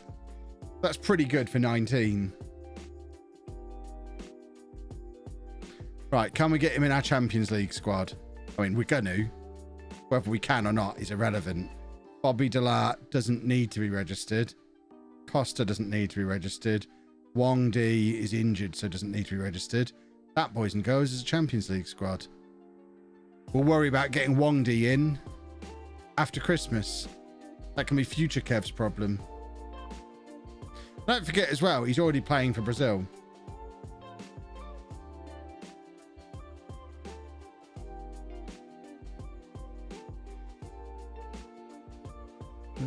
All right, Gary, in you come. Gary James is here, boys and girls. Welcome him in. Oh, my coffee's all gone. Good job I have pop to hand. I'd say if you look at him with Genie Scout, it'd be 175 or something, but with loads of potential. I wouldn't lower myself to using Genie Scout. Even that felt a little bit dirty. That was just for you lot. I wouldn't do that if it was just me playing. There you go, from Danos. Haaland starts at 164 for context. So he's already close to Erling Haaland level. And he's 19. Got to be one of the best young players in the world. Kev, start by watching your FM videos, now watching all your vlogs and having a great time. Daft Pigeon, this is wonderful news. Glad you're enjoying the content. Boom, boom, boom, boom, boom, boom, boom. I've just seen we're only 2 subs away from 500. Just going to throw that out there. Whilst also playing with my glider. Can't believe what we've just signed. 60p this cost. 60p. Bum, bum, bum, bum, bum, bum. Dum, dum, dum, dum. Right, come on. I'm so desperate to get into this Leeds game. I want to see my new boy. This is like if Haaland and De Bruyne both played in the same team, but it's Sheffield United. I know. Oh my word. That's, I mean, we've got so many wonder kids. This guy's a wonder kid. Or he was. I don't know if he still counts as one. Yeah, he's still a wonder kid. He's our 5th choice striker. Any other Sheffield United team in history, and he's their greatest ever hero. He's our 5th choice striker. I'm loving this football club.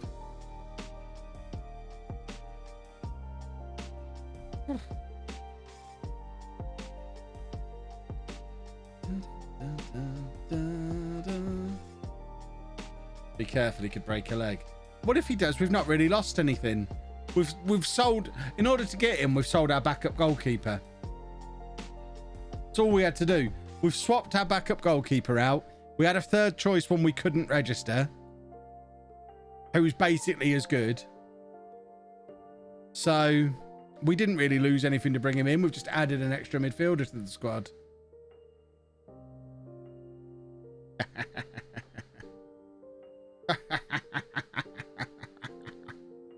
Oh, we're going up as champions. We're already in the Premier League.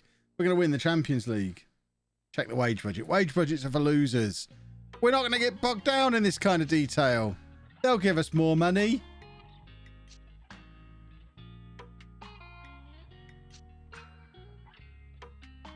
Tabakaru's 3rd favourite to be Champions League top scorer. There's your context for him. He's slightly less likely than in his prime Erling Haaland to be top scorer in the Champions League. This is a bit of a crazy save. I'm not getting players like this in my home save. Neither am I. I'm only 1 year ahead in this save than I am in the home save. I'm getting nothing like this show up. I'm getting the new Ronaldo with 8 finishing. Signing for home and getting excited about him. Whereas in this save, I'm getting genuine superstars.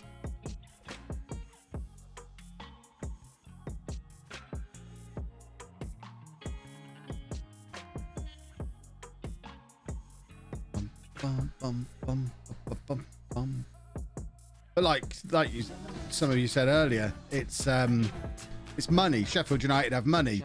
Jack, thank you for the 2 subs to push us back up above 500 subs. You're a hero. Get your nuts out for Jack, boys and girls. For whatever reason, Sheffield United have always had money, because even before I arrived, they were languishing in the Championship for years. So they got relegated from the Premier League in the 1st season, and they never made it back. I brought them back 3 years ago. So in that 8 years in the Championship, it's not like they were skint. If we go back through those years, 75 million, 38 million, 50 million, 11 million, 25 million, 24 million. They were throwing the cash around in the Championship. There is loads of money at Sheffield United. They're just set up to have loads of money.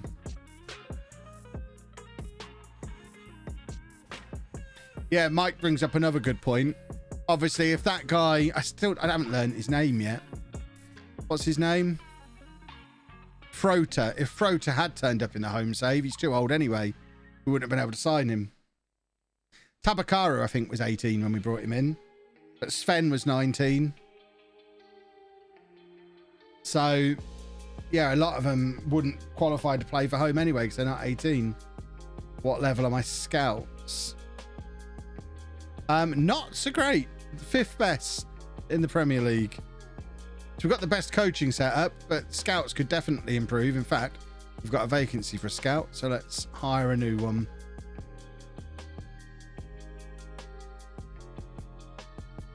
Oh, I am looking forward to seeing these boys all play together. Let him be spectacular. Please let him be spectacular. I'll be so delighted. Tabakaru getting downgraded to important player. You what? I mean, I'm clicking it anyway. Because if you can get away with lowering this, yeah, exactly. Drops concern. You're all good.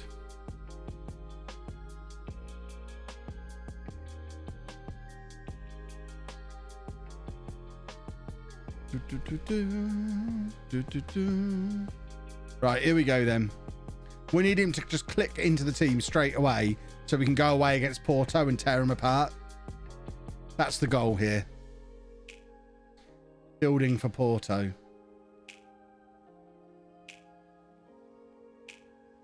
Right. Svenny boy. Is Diekmeyer still injured? He is. So Sven... I'm just going to play... I'm going to play him as a complete forward. Just going to do that. What's that? What's the worst that can happen? What a team. What a football team that is. Come on, boys. And Frota even gets the number 6 as well. He's going to play centre-back, apparently. We don't mind the weird numbering. He should swap with Diaz, who's been given 4. And he is a centre-back. They should definitely be swapping numbers. Do I look Spanish to you? Centre-back wears number 6. Come on! Goals!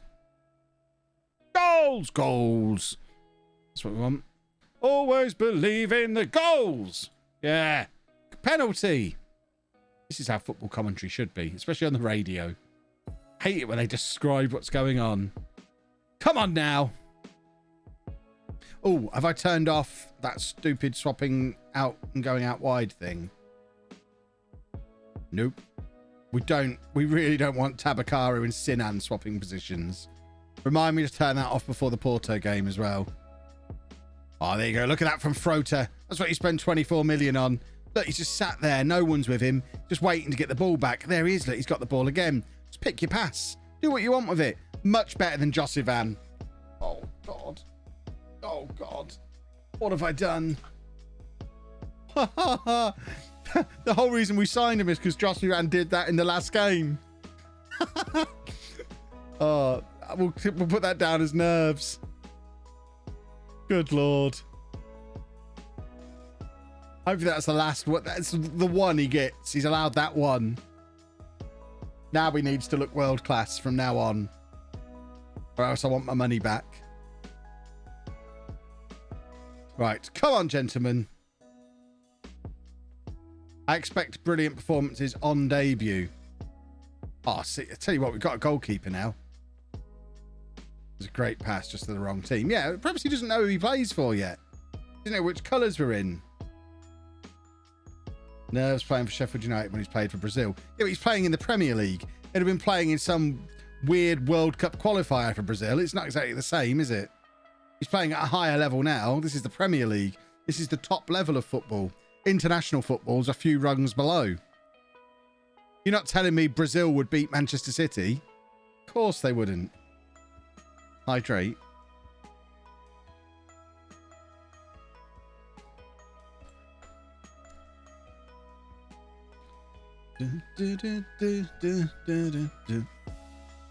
Yeah, don't get Yorkshire derbies in Brazil, exactly. Oh, we're giving the ball away again here. All our Brazilian boys need to sort their lives out a little bit.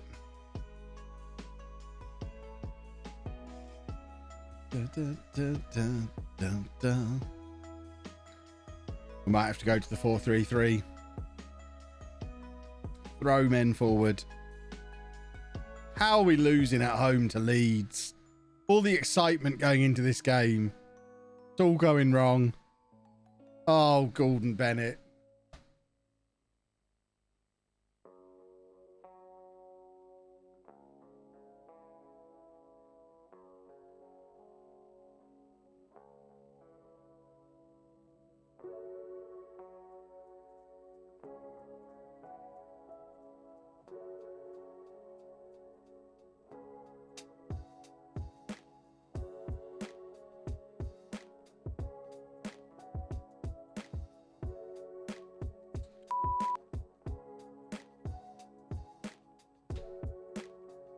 Well, we need to turn this ship around. Come on, Sven. We need Diekmeyer. Diekmeyer is the glue that holds this team together. We need him back.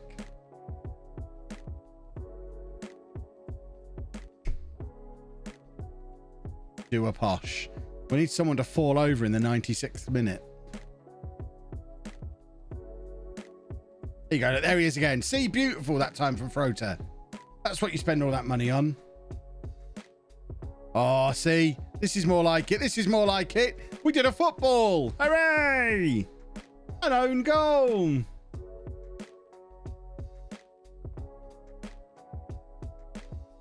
He's our left back all the way up there. It's beautiful. Own goal. Glorious. More.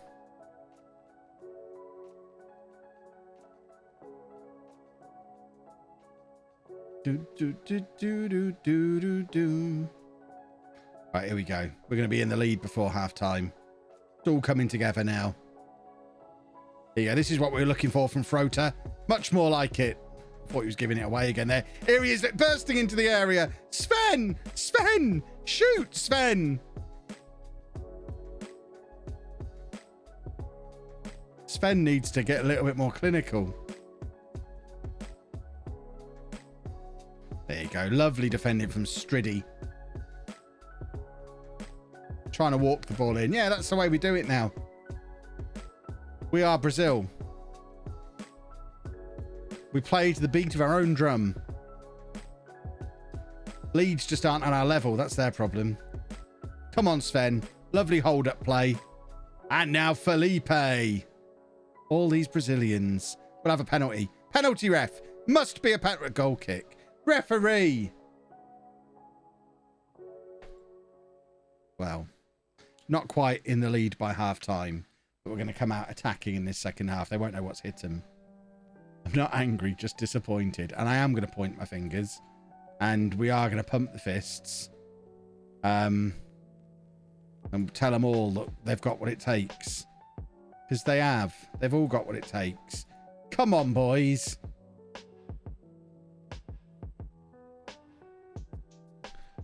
Do we... We're going to change nothing. We're just being robbed by a better team. We're just being robbed. We're getting back into it.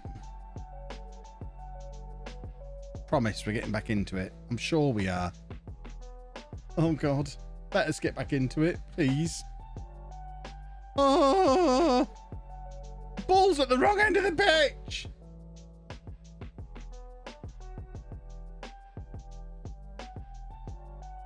Hideous. Utterly hideous. I don't want to see your replay. It makes me feel sick. Where was my right back? Hopefully just on the edge of their penalty area. That's where he's supposed to be. If he was back in our half, then things are going wrong. Come on, boys. Forward. All this is, and I've seen it a million times before, we've got a Champions League game coming up next. There's not a chance the game's letting me win this one because of the Champions League game. We're a low reputation team in that. We're going to be nervous and we're not going to play in the Premier League either side of Champions League games. Our league form is going to be absolute dross until Christmas. Once we're out of the Champions League, because it always happens. Always happens. Right.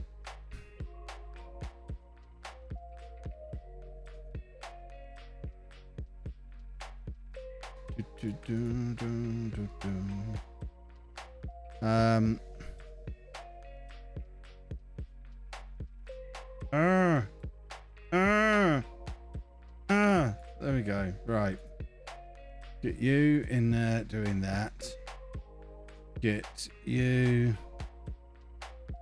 doing, come on, that.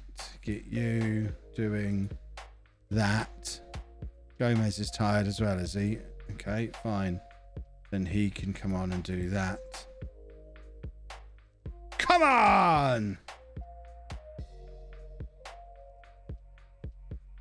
More! What I haven't done with this 4-3-3 is set up set piece instructions. So we should probably do that before Porto if we're going to use it, which we probably won't. We can't use it away from home in the Champions League, surely. Come on, boys. Somebody do something. Somebody show me a little bit of anything. Tabakaru's not scored yet this year, has he? It's a little bit alarming. Come on, Sven.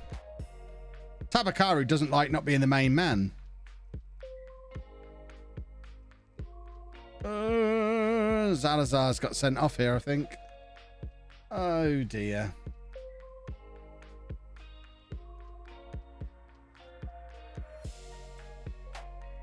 Three at the back it is. There you go. That'll do.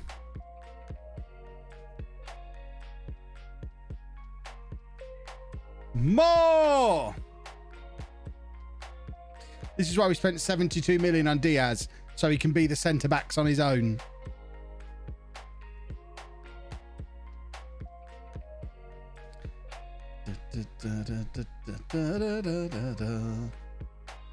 See, Diaz can do it on his own. Easy. Easy peasy. Oh, look at this football. When we get going, we're a lovely team. Come on, Sven. Come on, Sven. Come on. What was that? Just get it in the middle. We've got players queuing up for it. Ooh, corner o'clock. Come on now. This is where we get the first goal back. We can still turn this ship around. We've got to stop chasing the surplus. That's what we've been doing wrong all afternoon. Chasing surplus.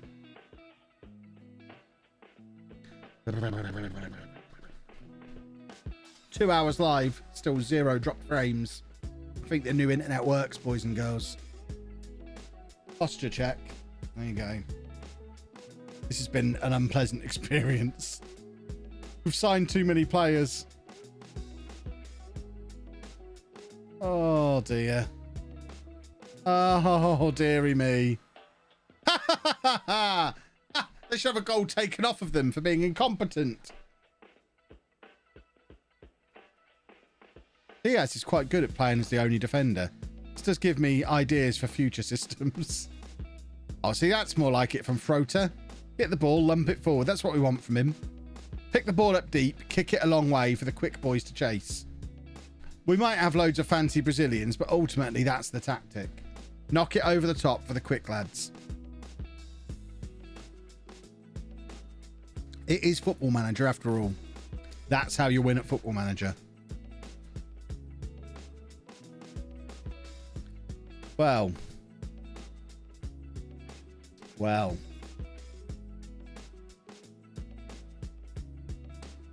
Well.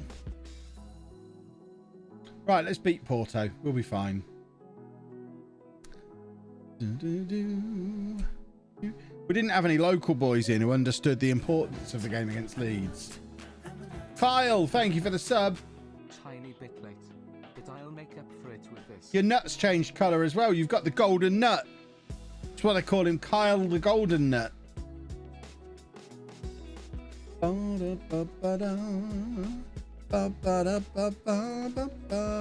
Hydrate.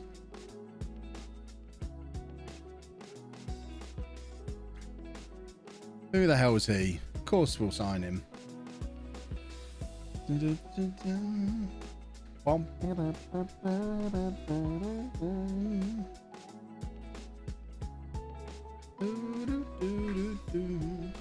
Right, we're going to beat Porto now.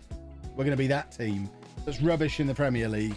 We'll finish mid-table Premier League this year, but win the Champions League. I've decided that's the shape of season we're going to have. We've put together a good cup side. Take swapping off. Excellent shout. I'm also going to play a deep line forward there, because I think that link-up is needed.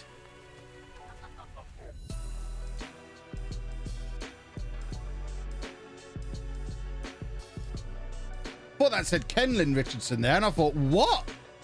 Has he jumped over to this universe? That would be amazing.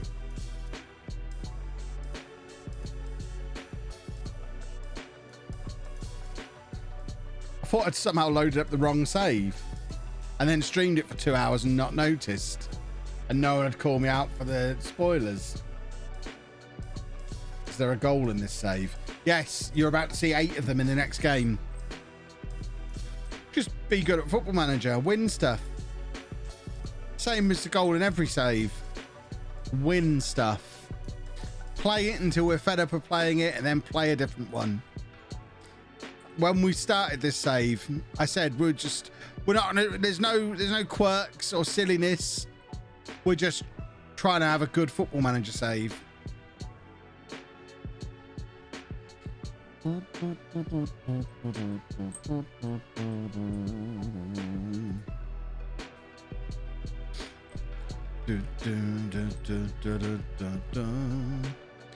We're off to Porto. It's going to be fine.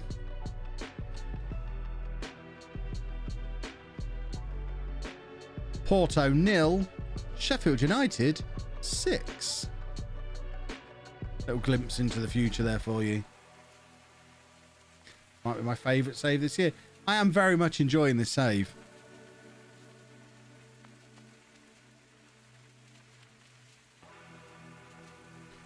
Right, Sergio, can you even do this role that you've put yourself forward for?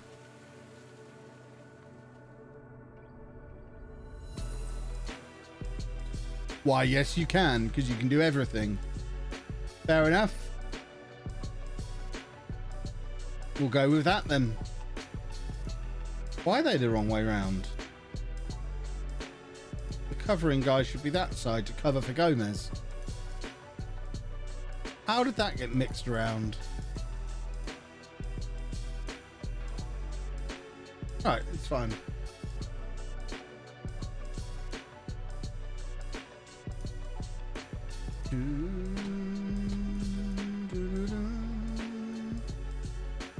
Do I play any good teams also?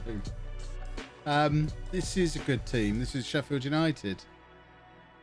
I have my other saves on YouTube, which are also very good teams. You've got to hard the Premiers when you're a newly promoted side. Well, this is our third season in the Is it the third or the second season? No, this is the third season we've had in the Premier League. We finished 4th and qualified for the Champions League last year. It's not that we're newly promoted anymore. This is our first time in the Champions League, which is always going to make things a bit tough. But Tabakaru's in here. Ooh, we don't often see him miss.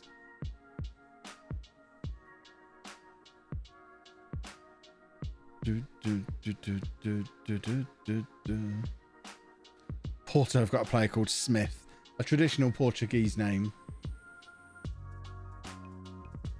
Right, come on. Come on. Come on, boys.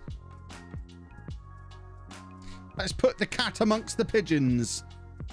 Why is Oros taking throws? He's our centre-back. This seems like a mistake. It could directly lead to this situation happening, which is problematic to me. I tell you what, we might just take that off. We might just... I mean, what is... Have we not done this year? What is happening?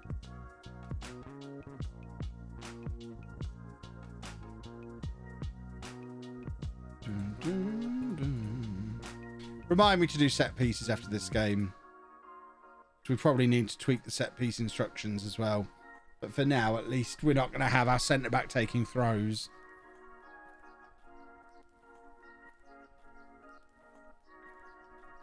The other team's got a wing-back called Danger, have they? We'll see about that.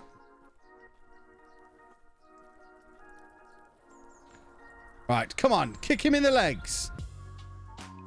Kick him. Sometimes we're not rough enough. We've got to remember we're Sheffield United. And it doesn't hurt to just kick him in the legs sometimes. Oh, dear.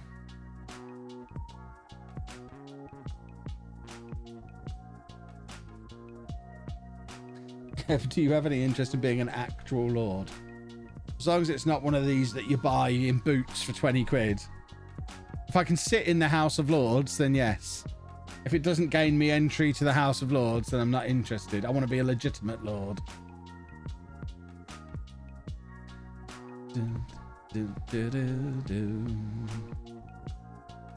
His name is Nandpasad, I think. There's some great names that I've never seen before that we're seeing tonight. Come on, Sven. Come on, Sven.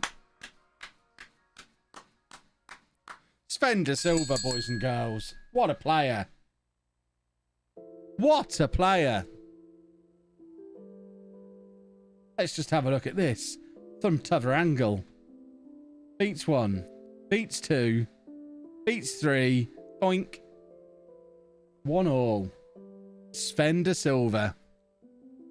Who'd have thought Tabakaru would get upstaged this year?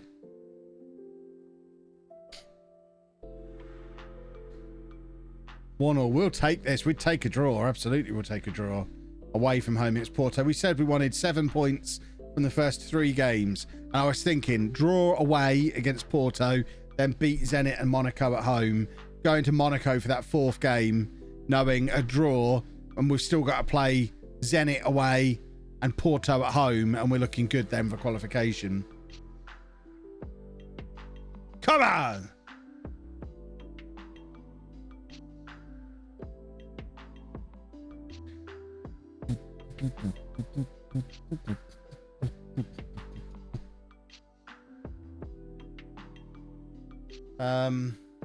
Proper easy group. I mean, it's the easiest group that was available to us as a 4th seed. It's certainly by no means an easy group for Sheffield United.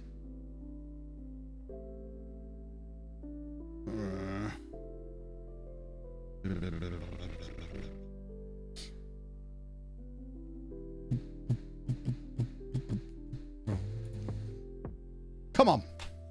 Come on. Why is this gameplay so slow?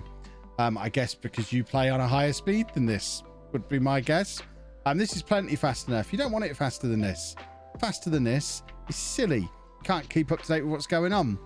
Right, come on, boys. Half an hour to go. Do a football. We're knocking the ball around very nicely. Sven's in again.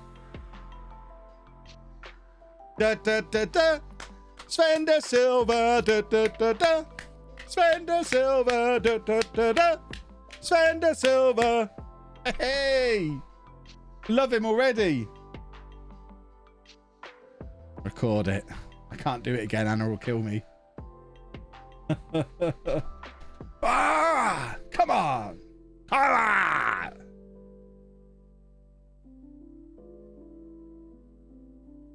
Beautiful, beautiful stuff. If he scores again, I'm recording the song. Tabakaru. Just, we don't need him.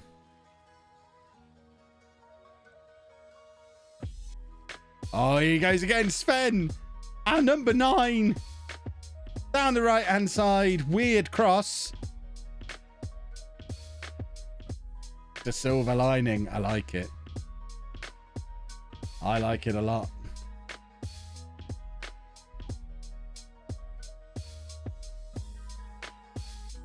We're taking off Tabakaru. We need to fix Tabakaru. Yeah, let's do that. And then he likes to do that. And then you know what? We're going to do a treble. A Kevy treble. Come on, boys.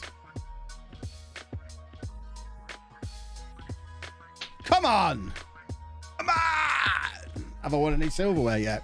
We won the Welsh Premier League and Scottish League One. So, you know, yes, it's the answer. And we won the championship, the English championship, no less. Right, come on. Get the ball over the top for Sven. Let's have one more goal. I want to record the song. Because then I can annoy you with it without annoying Anna with it. And that's the perfect scenario. Go on, Sven. Go on, Sven. Doesn't stop running, that boy. Here we go. Here we go. Oh, it's happening. It's happening, boys and girls. Sinan cuts it back. Oh, how does he not find Sven? Third time of asking. Da, da, da, da. Sven de Silva. Da, da, da, da. Sven de Silva. Da, da, da, da. Sven de Silva. He only did it again. Oh, da, da, da, da. Sven de Silva. Da, da, da, da.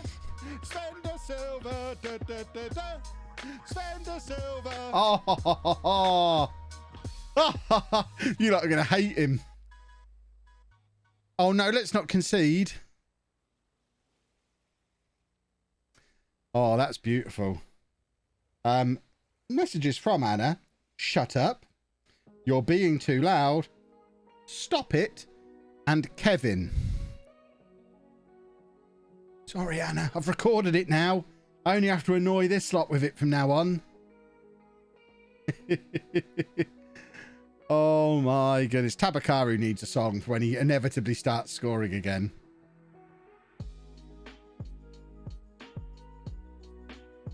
I can't believe we've come here and won. This is ridiculous. I told you, the Premier League's going to be a write-off. Champions League, we're winning it. Easy. Easy work. Well, that had some bend on it. That was hit with some oomph. Now I play on key highlights. Well, one more for the road. Is he the Champions League's top goal scorer? He should be. Oh, what are these numpties in there? Just playing more games, I imagine. Shh. Oh, Svenny. Beautiful, beautiful work. Apparently he signed from their youth setup. I'm pretty sure he wasn't still in their youth setup. He'd already played international football. He's played like 100 games for them. I think it's a little harsh to say he signed from their youth setup. Yes, corners. Yes, thank you, boys and girls. So yeah, this is a pickle we've got ourselves in here. Who knows the last time we updated any of this?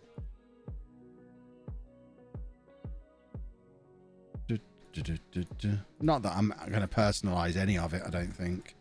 But we are just going to have a look at the corners, mainly to make sure that Frota at 5'5" isn't anywhere near the penalty area. We may as well just leave him back for corners.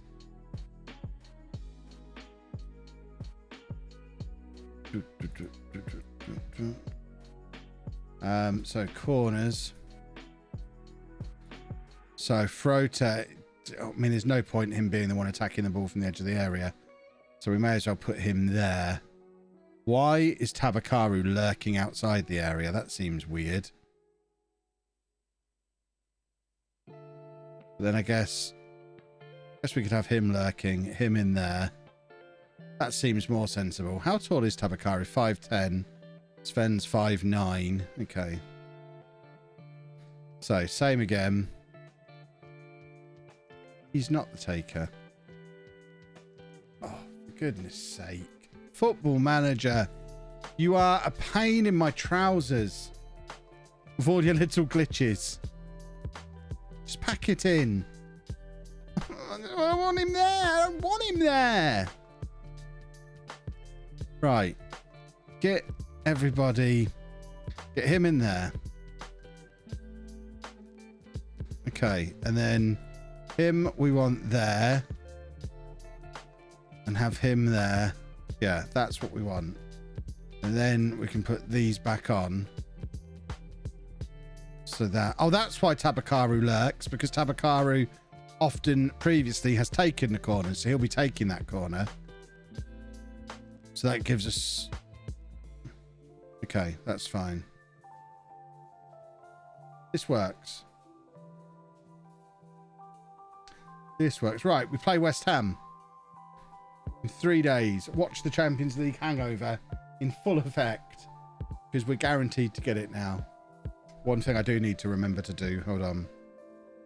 Just need to save my settings on my Go XLR so that I don't lose the Sven de Silva song. Because otherwise it would kill the sample. Yeah, so that's now saved in there. Cool.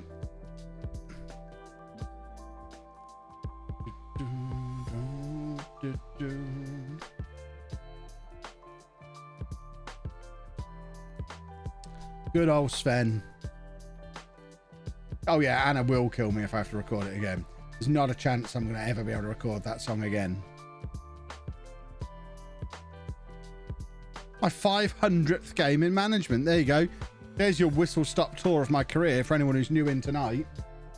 That's how the career has looked so far. So I have, what have I won? The Welsh Premier League, the Welsh Cup, the Welsh second tier. I did win Scottish League One with the Bully Wee and the Championship with Sheffield United. We've not won any silverware for 2 years though. We did get to the FA Cup final last year, but lost because we were too busy worrying about what was going on in the 2 European finals to make sure we got into the Champions League. We were distracted by our own Europa League run. Da, da, da, da. Shut up, Kev. Shut up, Kev.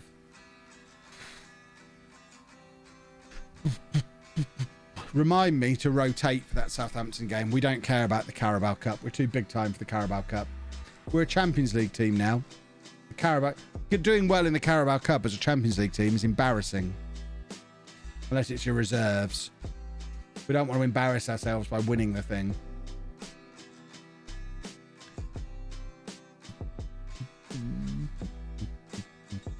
I just won against Spurs in the 4th round of the FA Cup from the National League North. If it had been anyone other than Spurs, I'd have been impressed, but it was only Spurs. Right. Where is Diekmeyer? Is he fit again yet? No. How close is Wongdi to being back? Christmas. Rubbish. Oh, my fan is making my eyes water. It's been blasting in my eyes for hours. If I turn it down, I know I'm going to get hot. Oh, do I want to sweat from my eyes or sweat from my skin? They seem to be my two choices. Come on, boys and girls. I seem to be really over one side. There you go. Get more central on the camera, Kev. Goodness me. It's like this is your first stream. Have you ever played this game before? Don't care about the Carabao. Don't let Mrs. Wearmouth hear you say that after you sold it to her as the biggest thing ever. Mrs. Wearmouth knows the Carabao Cup for home is important. For Sheffield United, it's beneath us. We're a Champions League side. Home are relegation battlers. We're not close to this level. Did I enjoy Star Wars Day? Well, I'm not a Star Wars guy, so the 4th of May is just Anna's birthday. It's not Star Wars Day. It's just Anna's birthday. Right, why is this their corner and not our corner? Come on, Sinan, let's break free. Who's this up front? Is that Sven who's been left forward or Tabakaru? It's Tabakaru. We need to get him off the mark. We need some goals into Tabakaru. We got a penalty here. A penalty would be nice. Are we going to the little telly referee? Come on now. It is a penalty. Beautiful. Who's taking it? Who is that? Tabakaru for his first goal of the season. And there we have it. Tabakaru is off the mark. It all gets a little bit messy for everyone else from here, boys and girls. He's averaged a goal a game pretty much during his 2 and a bit years in the Premier League. And now it begins again. Sergio Tabakaru is back. Yeah. Come on, boys. Oh, look at that from Frota. Little back heel. Love it. When do I think home will be in Europe? When we win the Carabao Cup, I would imagine. For home to be at this stage, I think is 7 or 8 seasons away. At least. It's such a slow progress. It's such a slow process, sorry. Play it without the money. And we've only been able to sign 18-year-olds. It's just such a slow process to get to this point. So, yeah, I would say 7 or 8 more seasons. We should be this good. And by this good, I mean in with a chance of winning the Champions League. So I genuinely think this squad might just be good enough to win the Champions League. I look at this squad and compare it to the Bourne squad from last year that won the Champions League. And can't think of many players I'd swap out for their Bourne equivalents. Obviously, we'd bring Cerner Jackie in on the right. We might bring Cook in on the left. But other than that, is there anyone else from that Bourne team? Maybe the keeper comes across. But other than that, this is a very, very good side. A £72 million defender. Lovely, lovely, lovely. Whoa! You are? I'm not noisy. That was Dave. Thought she was in bed. Where did she appear from? She was in the next room all along. No wonder I got in trouble.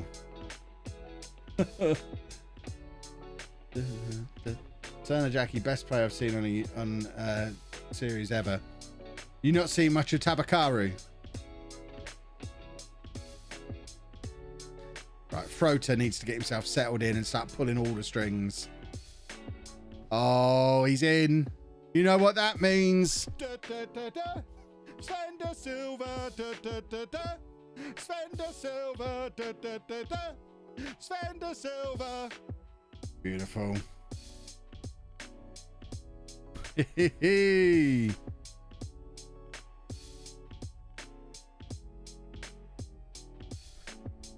Lovely, lovely, lovely. 3-0 against a Champions League top seed team in the shape of West Ham. Europa League winners from last year. They got an easy draw. If you think our Champions League group was easy, you see what West Ham got. And we're thumping them. Although my boy Liam Delap, it always hurts to have him score against me. Only his second of the season. See, it's been him and Tabakaru who've been leading the way for our 2 years that we've been in the Premier League, and they've both had slow starts. Play Tabakaru as a pressing forward. On deep line forward, he's way behind himself. Yeah, that's the idea. I want him to be in there doing the link-up play. We're still basically playing a 4-2-3-1. When Diekmeyer's fit, he'll be in playing in that deep line forward role. Drop him back into the Prieto position from a couple of years ago. I don't want two strikers just sitting up there as strikers. I want one striker and one guy getting in behind the striker. So one of them's then going to have to go out onto the right wing to let Diekmeyer back into the side. Sven de Silva is a crazy name. Nordic first name, Spanish surname, and he's from the Netherlands. Yeah, I guess his parents got around a bit. Just joined. Any Apple Tango tonight? Of course. I've only got 2 left now. We got through a few of them in our barbecue over the weekend, so might have to order some more, but I can't order some more unless I'm sick because it's expensive. I would never order it in a sound mind. But I've got my second COVID jab next week, so I'm thinking if I feel sick again after that, I'll probably order some then. To make myself feel better. Found myself singing "We Don't Need Juicelino" the other day. I mean, it is one of the classics. It really is a classic. Robert Jarvis, we don't need. Robert Jarvis, we don't need. Recorded in the garage. Can you hear those garage acoustics? It's beautiful. That was pre-office Kev singing there. Kyle's son just cut his first tooth. Lovely stuff. When can I do a Dr. Pepper stream? Might need to tomorrow. Keep myself awake. I'm so tired. Kev's going to be getting sick on regular intervals just to get Apple Tango. Yeah, maybe. Although my new assistant was going through the books earlier, telling me I'm not allowed to be sick again. Apparently that week I had off, I was sick like 4 or 5 weeks ago now. That week off, I thought it was just YouTube ad revenue was dropping as we were reaching that time of the year. I didn't really think anything of it. I made a little less last month than I made for the few months before it. But apparently the average daily has gone back up again since. So effectively what I was told is I'm being sick for I think I missed like 4 or 5 days, cost me about £1,000. So I'm not allowed to be sick again apparently. Because it takes a while for YouTube to then recover again from you missing your consistency and a whole host of stuff. But yeah, basically I think I missed 3 days uploads, 4 days uploads, ended up costing about £1,000. So I'm not allowed to be sick, basically. Oh, here he is. Oh, I miss the garage. I don't. It was always too hot or too cold. The only thing I miss about the garage is the space that I had in there. I liked having all that space. I would love a garage-sized office. Although, exciting news, we missed out on getting Mega Office earlier in the year. Someone else bought it, but I was driving the other day and in the same block of flats. So it's not directly next door to me like Mega Office would have been. I think it's the one above Mega Office. So it's still we still share a wall with it. Basically our kitchen wall shares the wall with this new flat that's up for sale. We've managed to throw this lead away, but there's another Mega Office up for sale. And now me and Anna are both working from home and Andy's at school. Really might be able to persuade her this time that we should buy a flat. An upstairs Mega Office, exactly. 2-bed flat. So we've got a little bit of a business idea that we've got for a little slightly outside of YouTube business that Anna's potentially going to be running with us or for us, which needs some storage space. So I'm thinking if it's a 2-bed flat, we each get a bedroom for our office and then we get the living room for like warehouse space,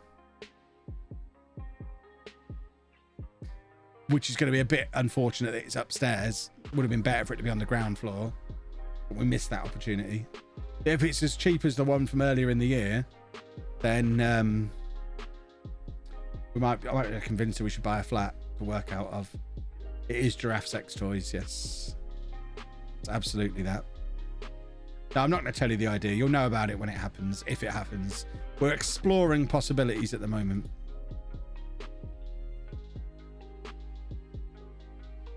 But it would actually involve us having a product manufactured that we would then sell. And it's a little bit outside of what we're already doing with content creation.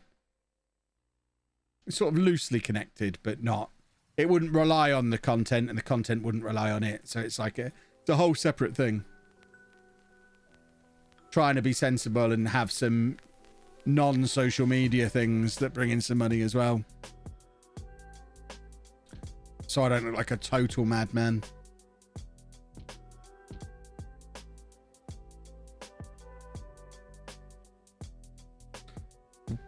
Get lost, West Ham. Just get lost.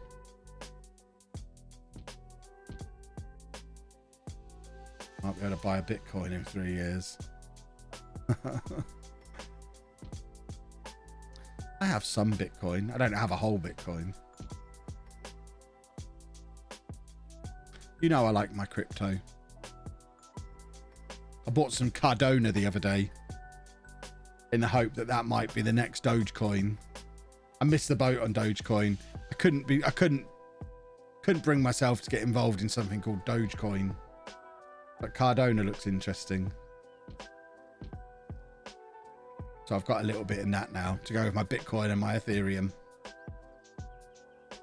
Random question, with the whole Anna job thing, moving house, was it a good idea in hindsight? Yes, definitely. Yeah, it got us out of a place that neither of us wanted to be. I didn't like where I'd lived there all my life and didn't like it. She'd moved there and didn't like it. We're in a much nicer area now. We've got a better house. I've got an indoor office. We've got better transport links. We're better connected. I've got my super sexy super internet. Yeah, definitely the right decision moving. Elon Musk's hosting Saturday Night Live on 8th of May and is probably going to talk about Dogecoin on US mainstream TV. You're telling me to buy some Dogecoin? I think it was at 44 cents when I looked earlier today. Is it still around there?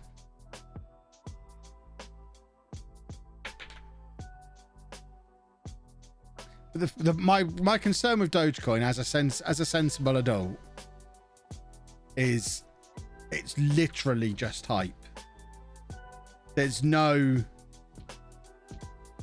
asset holding up the hype. So I don't know that there's actually any value other than it is pure gambling. Dogecoin's basically a pyramid scheme.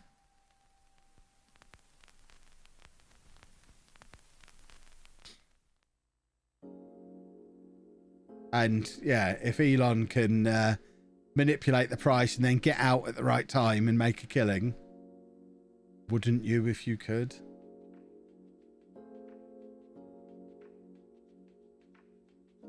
Will mega office bedroom be bigger than what I'm in now? Yes.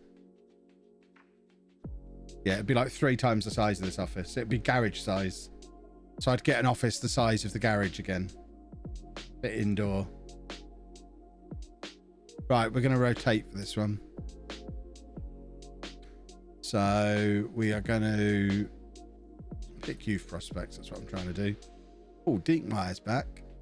Can only play an hour. That's fine. We'll give him an hour.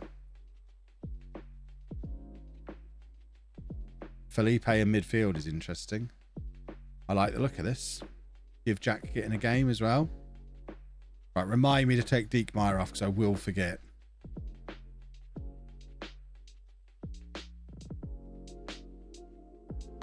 I just like hearing the stories of people who paid 86 bitcoins for a pizza in 2014. I know, it's mad.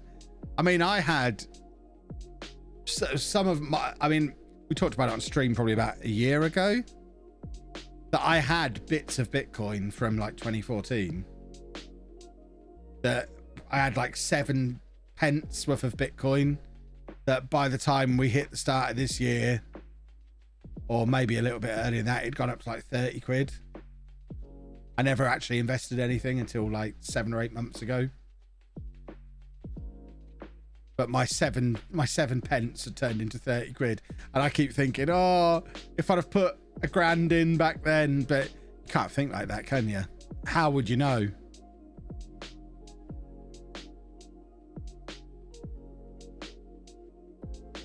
The person that created Dogecoin said, oh yeah, Dogecoin is a joke. It is a meme. That's why I'm a little bit wary of it.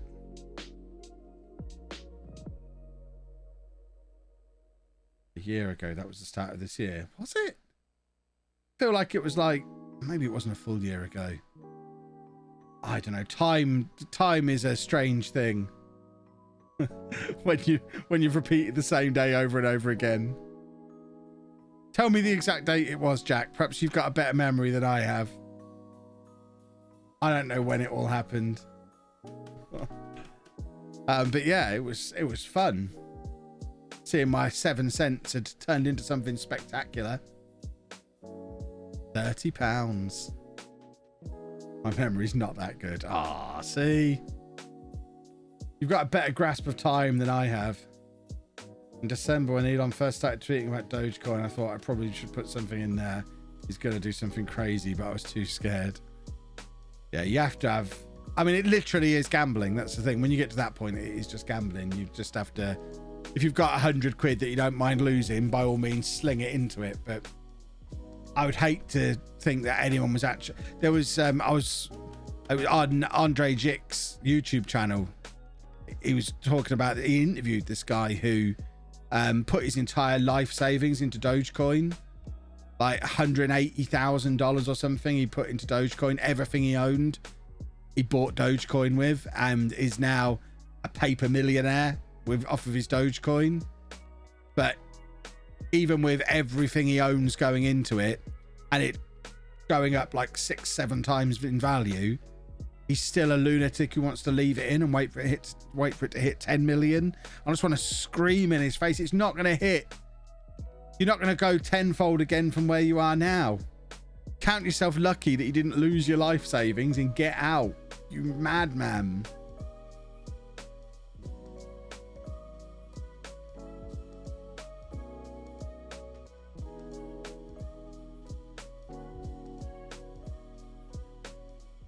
He hasn't taken a penny of it out. He said he's leaving it all in. He's leaving it all in until it gets to 10 million. So he's officially a madman.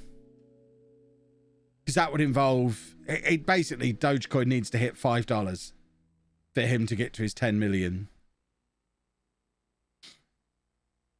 And we believe that. I mean, that's what's been reported. If you believe that he put 180 grand in, why would you not also believe that he's left it in? I want to buy my parents a bungalow with my Doge. Yeah, it's not going to happen.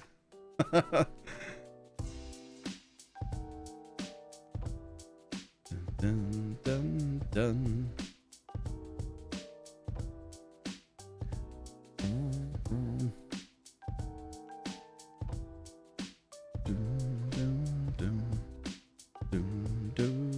we're supposed to be taking Dinkmeyer off. You were supposed to remind me. Let's try De Silva in behind. See how he does as the second striker.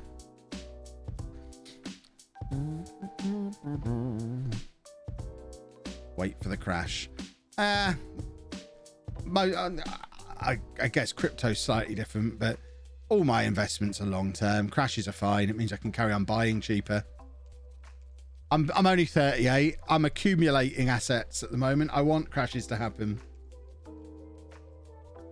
If I was 60, I'd be worried about crashes. At 38, crashes are just opportunities to buy cheap. A few of my friends are Bitcoin mining at the minute, and they tried to explain that whole concept to me, and it blew my mind. Yeah. I mean, I don't know that there's much profit in mining on a individual scale because of the amount of money you have to invest in doing and getting the gear for mining, and then the money you spend on the electricity it costs to mine. I don't know how profitable it is mining as an individual now. I mean, I've got plenty of computing power at my disposal, and I've not even looked into mining. It just seems like it's something I don't need to do.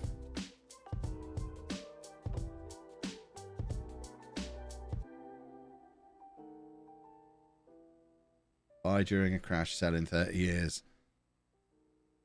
My motto is buy all the time, never ever sell. Live off the dividends when I'm old. If I just spend my entire life buying and never sell anything, by the time I'm too old to work, I'd like to think I'm making enough income off of the portfolio to not need to sell any of it.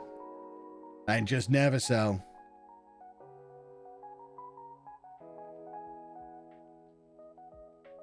I've painfully figured out gambling isn't a good form of investment. That is solid advice.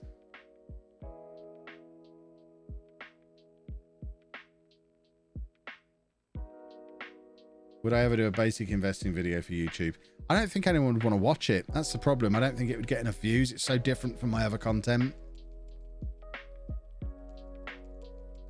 And plus, proper basic investing, I can sum it up really quickly.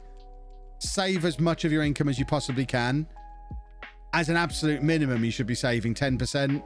I try and save half of what I earn every month. That's my I don't always manage to put 50% aside, but I'm usually aiming at putting 50% aside every month. But as an absolute minimum, you should be saving 10%. And just stick it all in a low cost index fund and leave it there forever. And worry about, that's it. That is investment. Don't worry. Don't try and time the markets. Don't try and pick stocks. Just a low-cost index fund. Wrap it up in an ISA if you're in the UK. If you're young and in the UK, wrap it up in a lifetime ISA. So you get a government bonus. And then just leave it there and watch it grow. And just keep throwing money into it all the time. Pay yourself first. I forget what book that's from. But payday, first thing I do before I even pay my bills, I invest, get that money gone. I work out how much I can afford to do that month. So if it's going to be an expensive month, I don't put the full 50%. But money comes in and straight away, money goes off into investments so that it's not there to spend. If it's there, you'll spend it.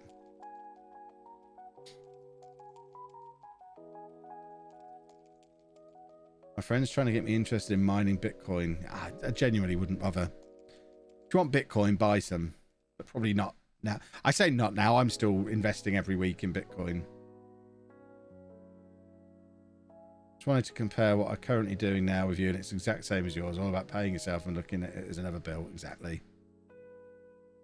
Another thing for long-term investment, which I think is a great piece of advice, is every time you get a pay rise, just put the whole of the pay rise into your investments. If you can, whatever you're earning now, if you're living off of that, I mean, obviously, if you're really, really struggling and you need a pay rise to be able to pay all of your bills or get out of debt or, whatever, then don't follow this advice. But if you're sat there earning 40 grand a year now and you're pretty comfortable, if you get a pay rise up to 42, that too should just go into your investments every year. You've proven that you can live comfortably on 40. Just do that until you retire. By the time you retire, you might be on 60 or 70 and saving half of it. Saving half might seem mad if you're 21 and just starting out your career. But as you get older, it becomes a lot easier to live within your means, live like you're still a student, and invest the rest.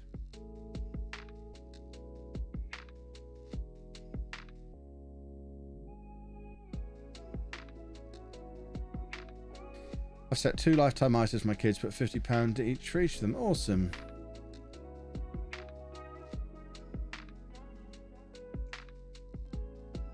We're getting an all English Champions League final. Well, I never. Well, I never. Football's gone. Football's lost its mind. We may as well have done the Super League.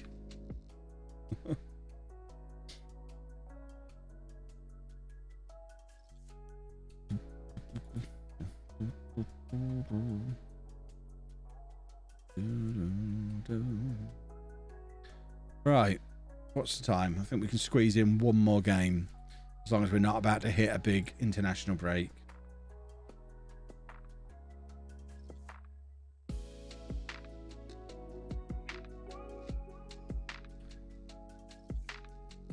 The 2 teams that ruined it, Man City and Chelsea.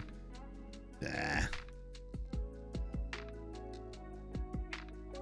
The 2 teams the 2 teams that had all of the money and ruined the Premier League for everybody over the last 15 years. The 2 teams that turned me off from Premier League football. Oh, goody. Having rich owners really does pay, doesn't it?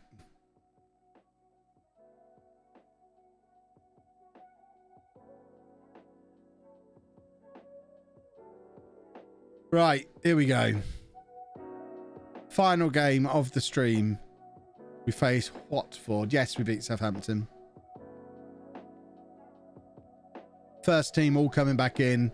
Majority of them having rested in the Southampton game. Watford are rock bottom of the Premier League. But we have got the Zenit game in the Champions League on the horizon.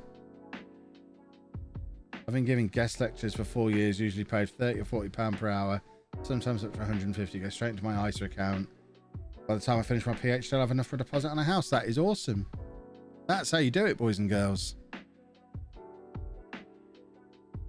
If you ever get any extra money you weren't expecting, first instinct should be squirrel it away.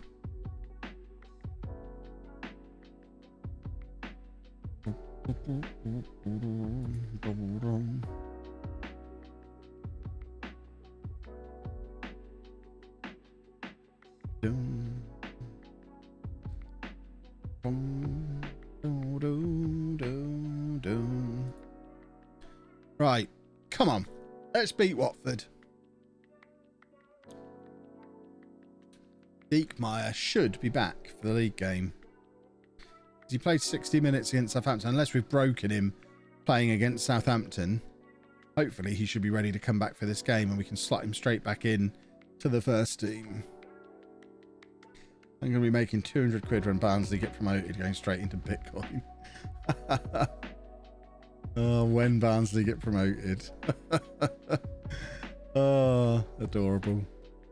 Right, where's Diekmeyer? Okay, we're going to go back to this system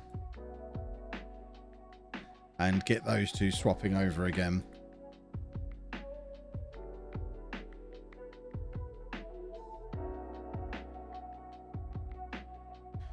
So that should be enough to deal with Watford. I got a mortgage fixed term 5 years over 25 years.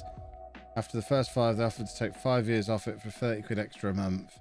We'll be mortgage free by 40. Lovely. Just worked out of my wages each month, I say £300 a month in different savings accounts. That's awesome. That is very, very cool. Oh, there's goal number 1, boys and girls. Quick ding ding. Last ding we'll be able to do this evening because Anna will kill me for that one because Andy will just be having his story now and getting ready to go to sleep. Last thing he needs is dinging from downstairs.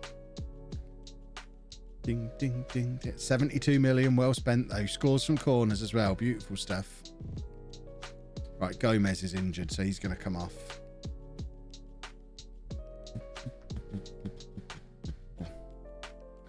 So just make that change. Matic is on at right back. Come on, boys and girls.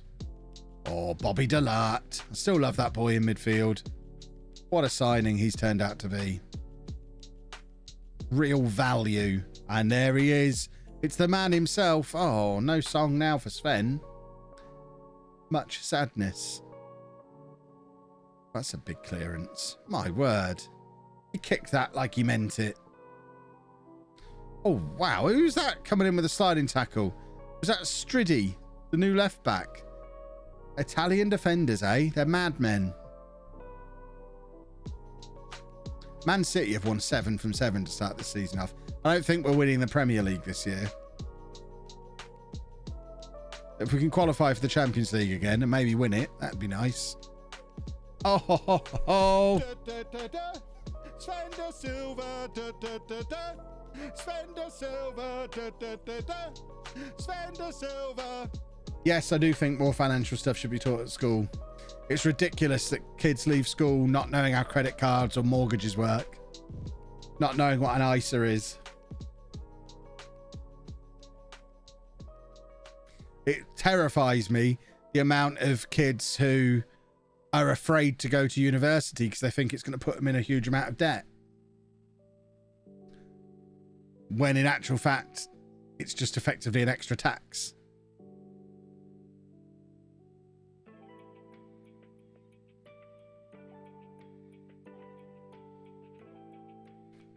But then what kids are actually going to pay attention to that in school?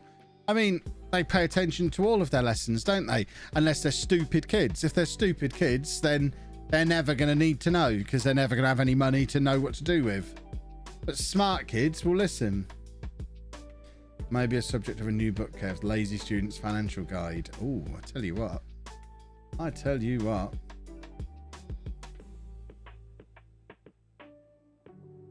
I've got 100k of student debt and I don't care. Yeah, I mean, I imagine my student loan, I probably still owe 40 grand on my student loans. But it's not like they're coming to me for a monthly payment. When I pay my tax once a year, they tell me it's just an extra amount. So I have X amount that goes to tax, X amount goes to national insurance, X amount goes to the student loans company. It's just a bit of extra tax. Sven de Silva, Sven de Silva.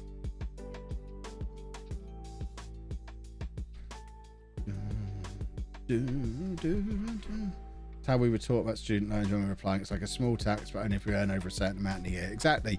Good teachers will explain it like that. Problem is, there's not very many good teachers around.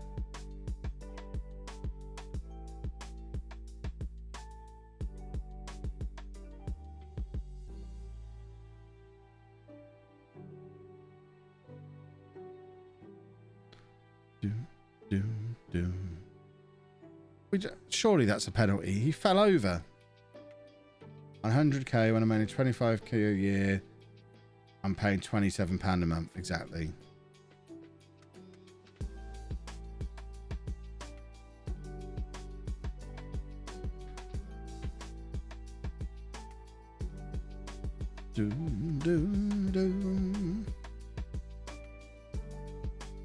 But yeah, the fact that even that's not taught in school. And the amount of kids who leave school and immediately go and get a credit card and an overdraft and start buying things on finance and getting big phone contracts and just not understanding how it all works. It's very frustrating. Because I made some terrible financial decisions when I was younger.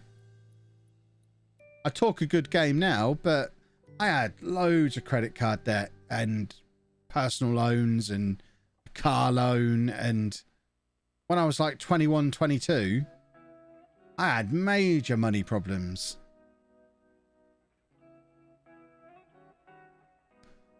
I didn't know any better.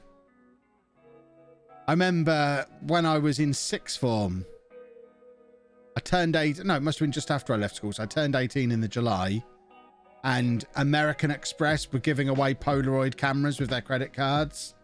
So I got an American Express so I could get a free Polaroid. And then maxed it out buying a computer. Because I had it. So I'll buy a computer. Hooray. Free money. Woo! And that kind of was a stupid repeating piece of nonsense over the course of a couple of years of not really knowing any better. Ooh, that was nearly a wonder goal. I'm in my first year of sixth form, and all we've been told about uni is about the accommodation and how to apply, nothing about funds and loans. I mean, I guess that's... I'm not that disappointed about that aspect of it, because really the financial side of it is just a formality. I wouldn't want you to be scared off of going because of the money side, but it does need to be explained. It gets wiped off after 30 years or age 60. I mean, to pay it all back by the time it's wiped, I need to be earning 78k a year within the next 7 years. And the only way you've got any chance of earning that amount of money is because you went to uni. You wouldn't have done it if you hadn't. So that's the other thing. It's proportional to what you earn, not how much you borrowed. Like Anna, for example, is not going to have to pay any back this year now.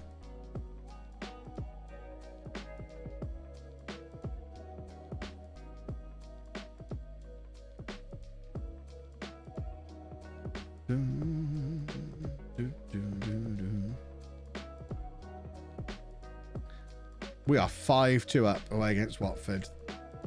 We're still pretty leaky at the back, even against a rubbish team like Watford. We're still conceding goals. That's because we commit everybody forward.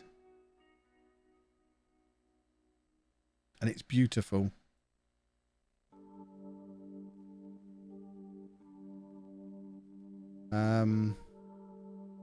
Right, can we turn this rotation off? This is where it gets tricky because I can't remember who started the game up front. I want to take off Tabakaru and bring on Sinan. But I'm not sure who started the game up front, so I imagine, yep, Sinan's going to go up front, which is not what I wanted to happen. There we go. Fixed it. The only financial tip I have for uni is don't set up your rent for university halls as a standing order, because then you can't withhold it when the water and heating stops. Fair enough.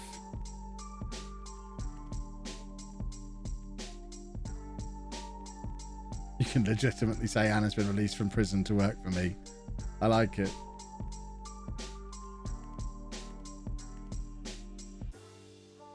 I had a credit card when I was 18 and maxed it. It took me 5 years to pay it off. I mean, don't get me wrong. I have credit cards now.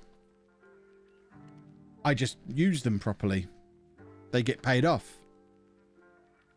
They're good things for building credit scores as long as you use them responsibly.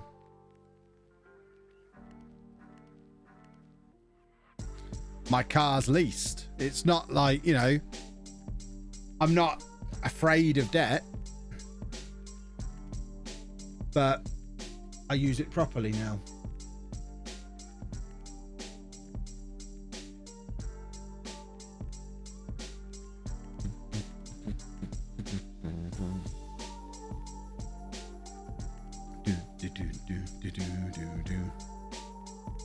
Love the transfer special. Glad you enjoyed the transfer special. Payday loans. Payday loans are just dumb. Don't take a payday loan, boys and girls. It's just a no-win scenario. I can't imagine why you would want to take one. Because you're just going to end up so much worse off really quickly.